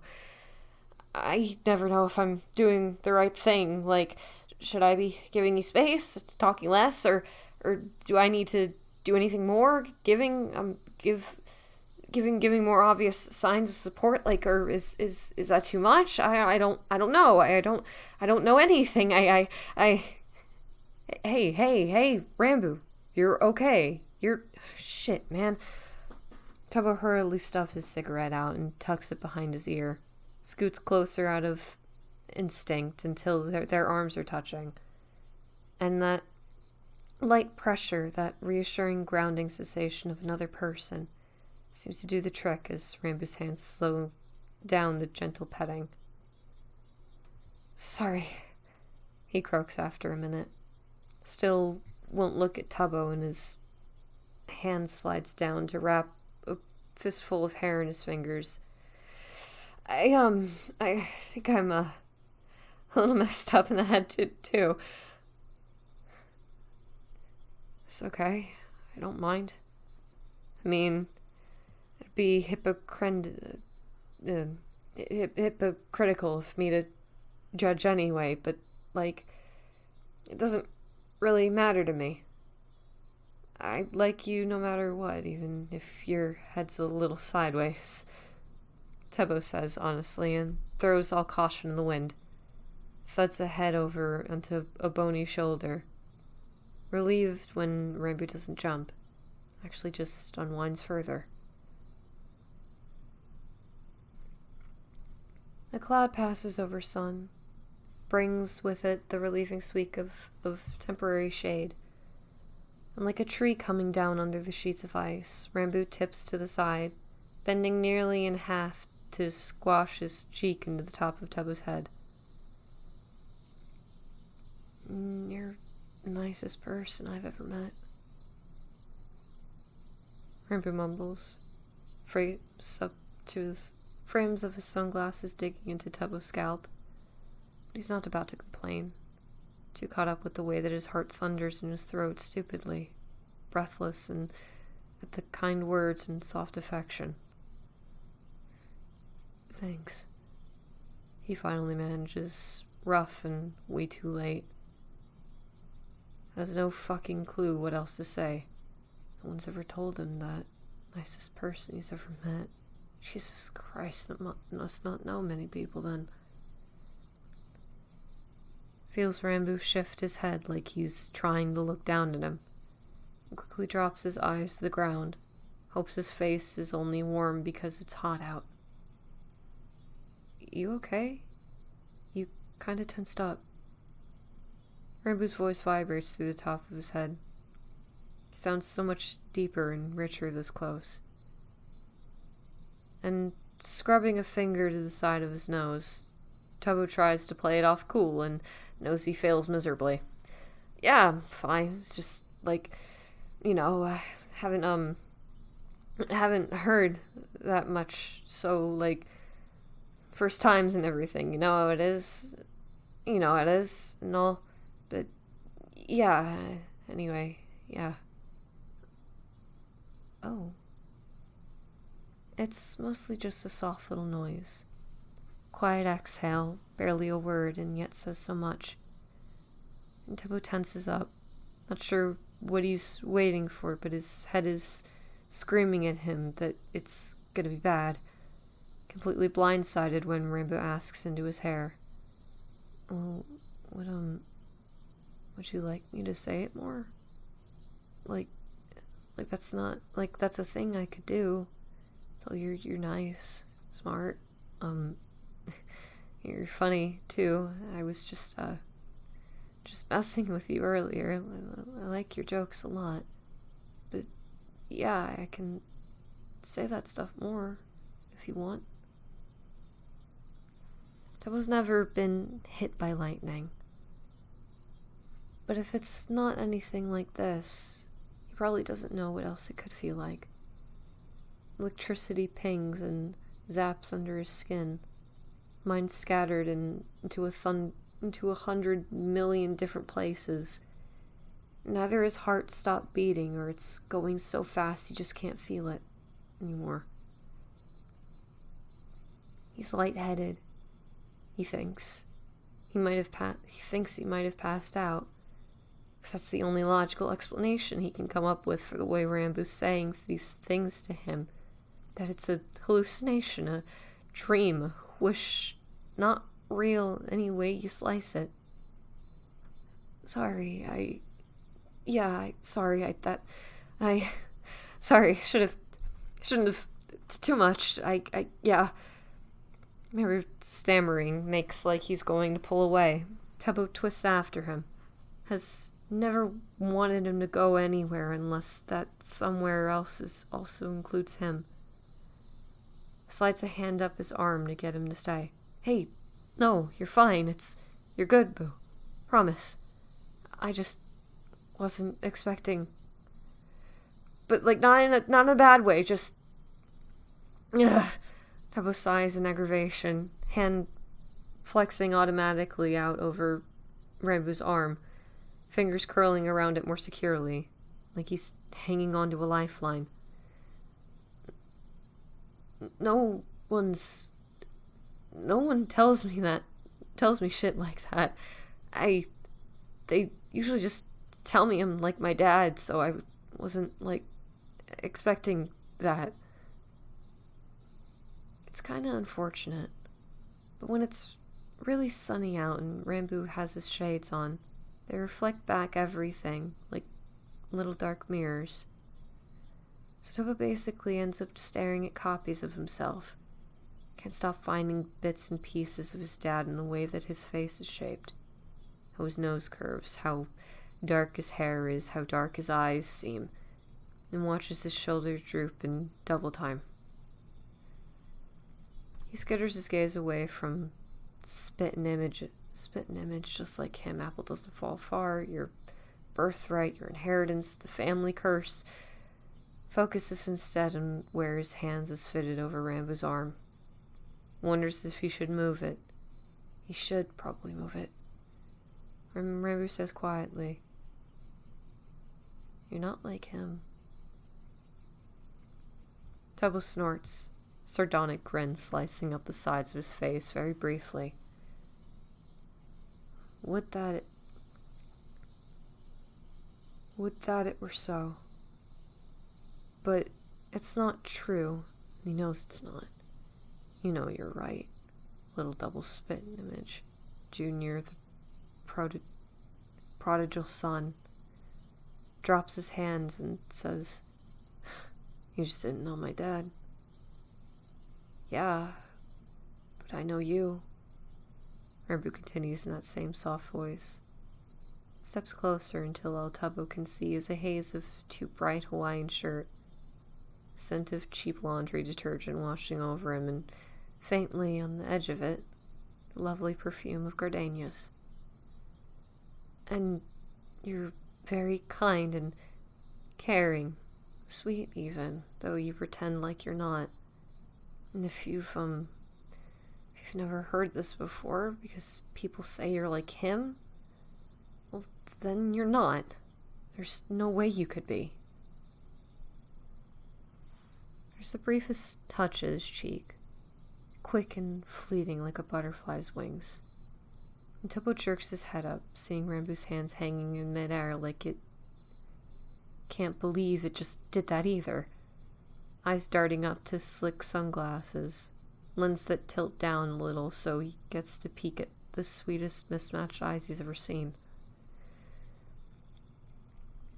"You're the most wonderful person I've ever met." Rambu says like it's some kind of fact, and it's entirely involuntary. The idiot way Tubbo smiles at him, all soft edges and unsure sincerity, prickle of tears at the corner of his eyes, just for a second. Also wholly convinced that this is a fact of the universe, that he is nice and kind and wonderful. And he catches his reflection again. This time it's different. And it still makes his heart hurt, but it's a sweet kind of ache that on the second go around. Because smiling like this, he really, truly looks just like his mom.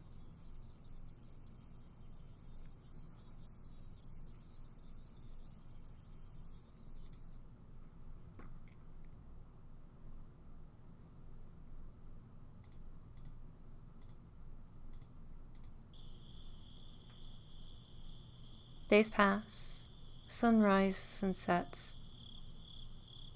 Leaves drift down off trees. Tires spin, cigarettes are smoked, flowers dry up and blow away.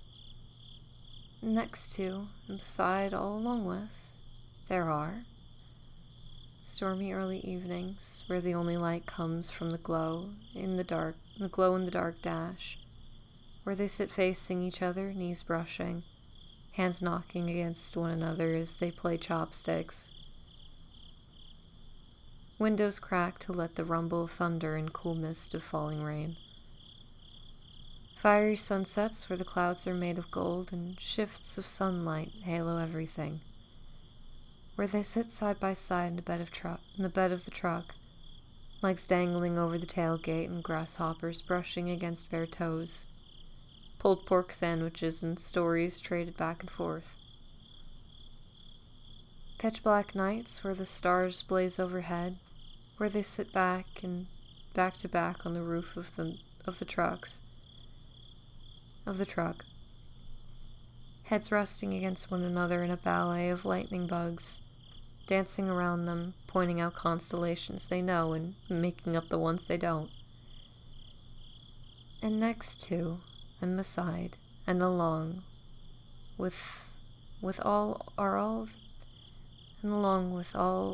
the times and places and moments where Tubbo inhales and Rambo exhales, where nothing else matters, just them and their little fixed point at the center of the universe, the entire cosmos orbiting around them like a spinning slide of glowing stars and shooting comets, and a place to belong. And it's an inhale, it's an exhale, a sunrise and a sunset, someone behind the wheel, someone in shotgun, ocean eyes and midnight storm hair, a will you stay, and an I promise.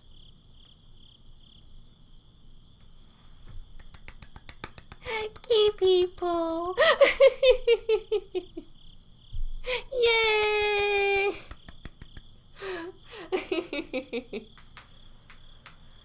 Hey yo! Yay!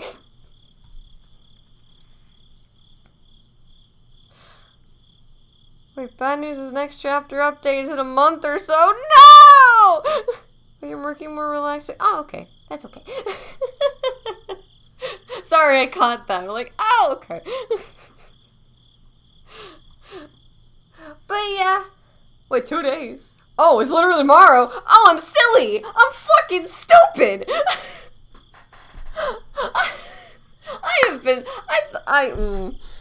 My perception of time is not real, and I thought that this got released like a week ago. Fuck. Well, I guess we have that to look forward to. Let's fucking go.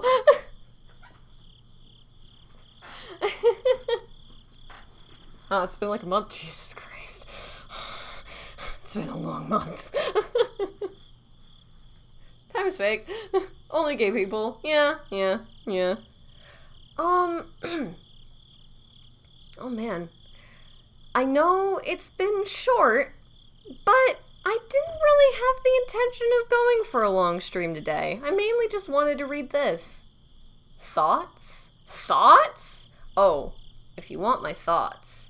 Gay people. Gay people. Gay people. Gay people.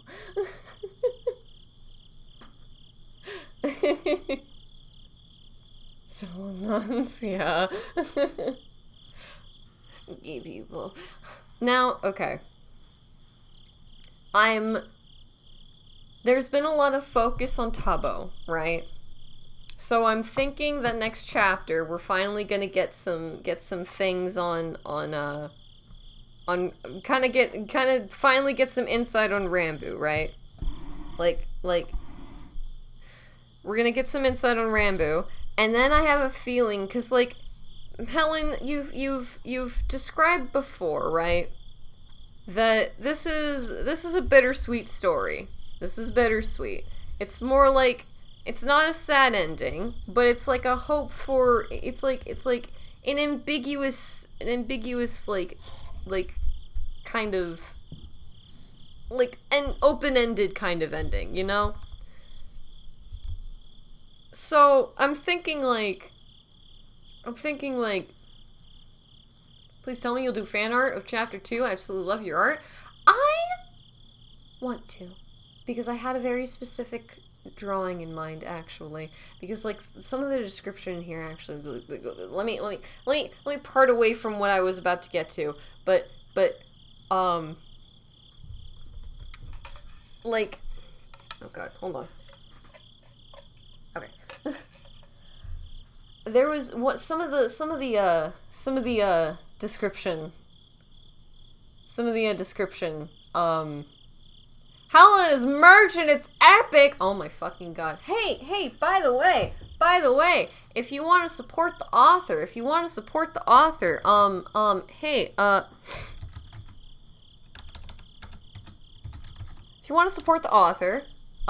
this is where you can find them. This is where you can find the current fic that we're reading, and where you can find them on Twitter, and where you can support them.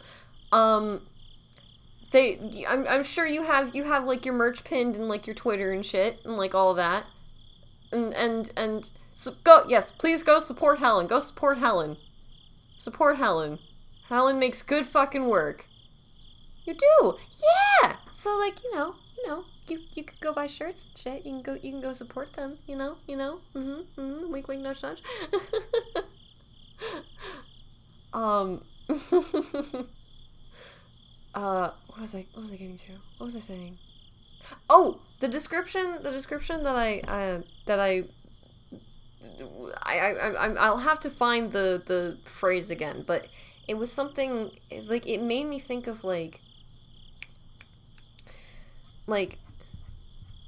I wanted to draw something of, like, open ribs, but, like, with flowers coming out, and then, like, smoke kind of billowing out. Because, like, it gave me, like, a really, like, insane visual of that. At least regarding, like, Tubbo. Yeah!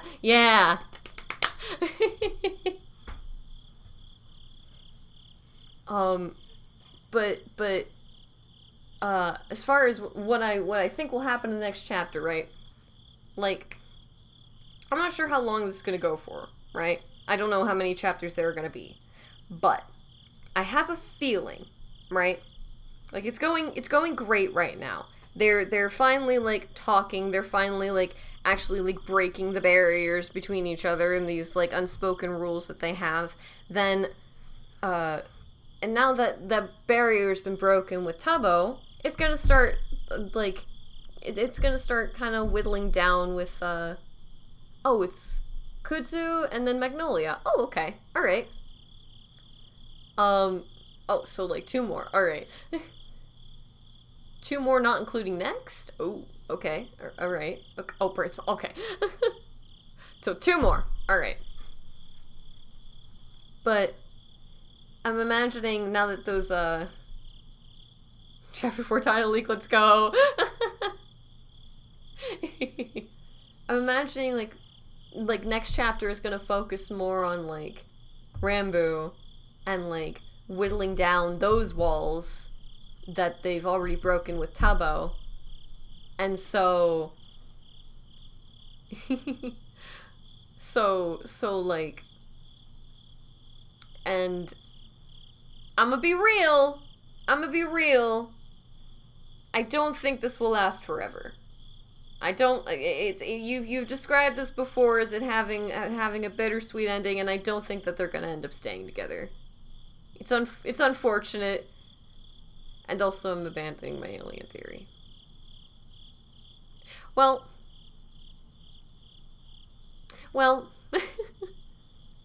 maybe. Why? Because I don't know. Well, really? Oh my god.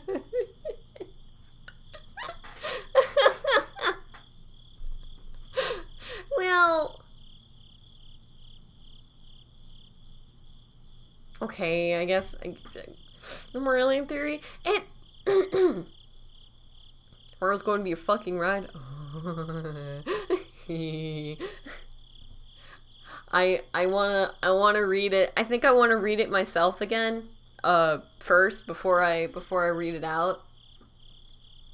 Cause while I was doing good with the ambient the ambient noise and like the like track switching right now. I don't think I'll be able to do that again. I mean, it took me a while to like actually get the like proper audio up, but like still, I think I might read it on my own first and then stream it like I did last time.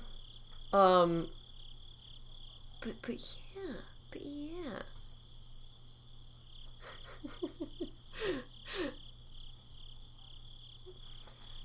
But I think it's gonna be a process of Rambu whittling down those walls, and now that he's focusing more, or Tubbo is focusing more on getting to know him, he's gonna start remembering things, and then it's gonna be like a case of like, oh,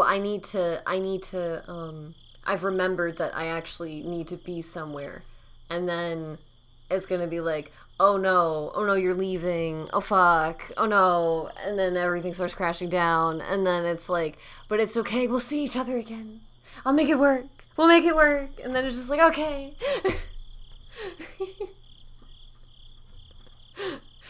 So that's my theory. That's my theory. I'm sure it's probably not going to go exactly like that, but that's what I'm thinking. That's what I'm expecting. Because I mean, Hellenite fics tend to have like things that I like throw things in there that I don't expect. I'm like, oh, that's a pleasant surprise. I think you'll have a good time. I like having a good time. I always have a good time with your fics. I do.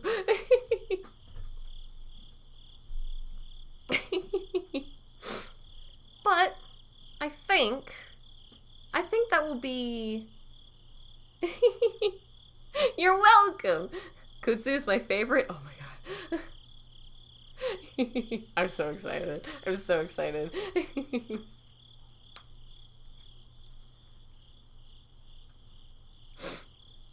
Just got here. Could I get a hella quick recap? We just finished a fanfiction. I'm actually gonna be ending pretty soon. It's gonna be a shorter stream today. I wasn't planning on streaming for too long. I just wanted to read this out. But I think, while on that, I think I will wrap up here. I do have things I do need to take care of. So I think let's turn that off and let's switch to the jazz. Yep, I gotta go get Puppy. I gotta go get Puppy. But thank you guys for coming. I really appreciate it. And wait, fuck, where's the jazz? There it is. Thank you guys for coming. Be sure to, fucking, actually, yeah, no, I'm just, yeah. Be sure to, do things, and subscribe, and follow, if you'd like. Oh my god, fucking flubbing up the outro. But, I will see you guys in the next one. The next one will probably be, just be a drawing stream. Who knows? I tend to come up with streaming ideas just on the fly, so who knows what the next one will be. Maybe it'll be another Fading Lights. Who knows? But, either way, I will see you all next time. Thank you all for coming. Are my My mods are absent. They're absentee mods. I gotta do everything myself.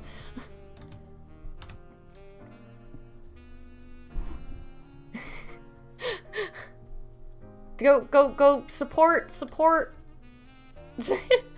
So you're good. Go support Hellenite. Go follow me on Twitter. You'll be able to see when you'll be the first people to know when I stream next.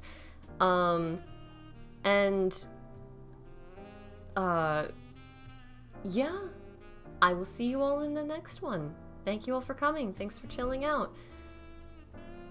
and have a good rest of your day. I will leave you all with the jazz, and I will see you later.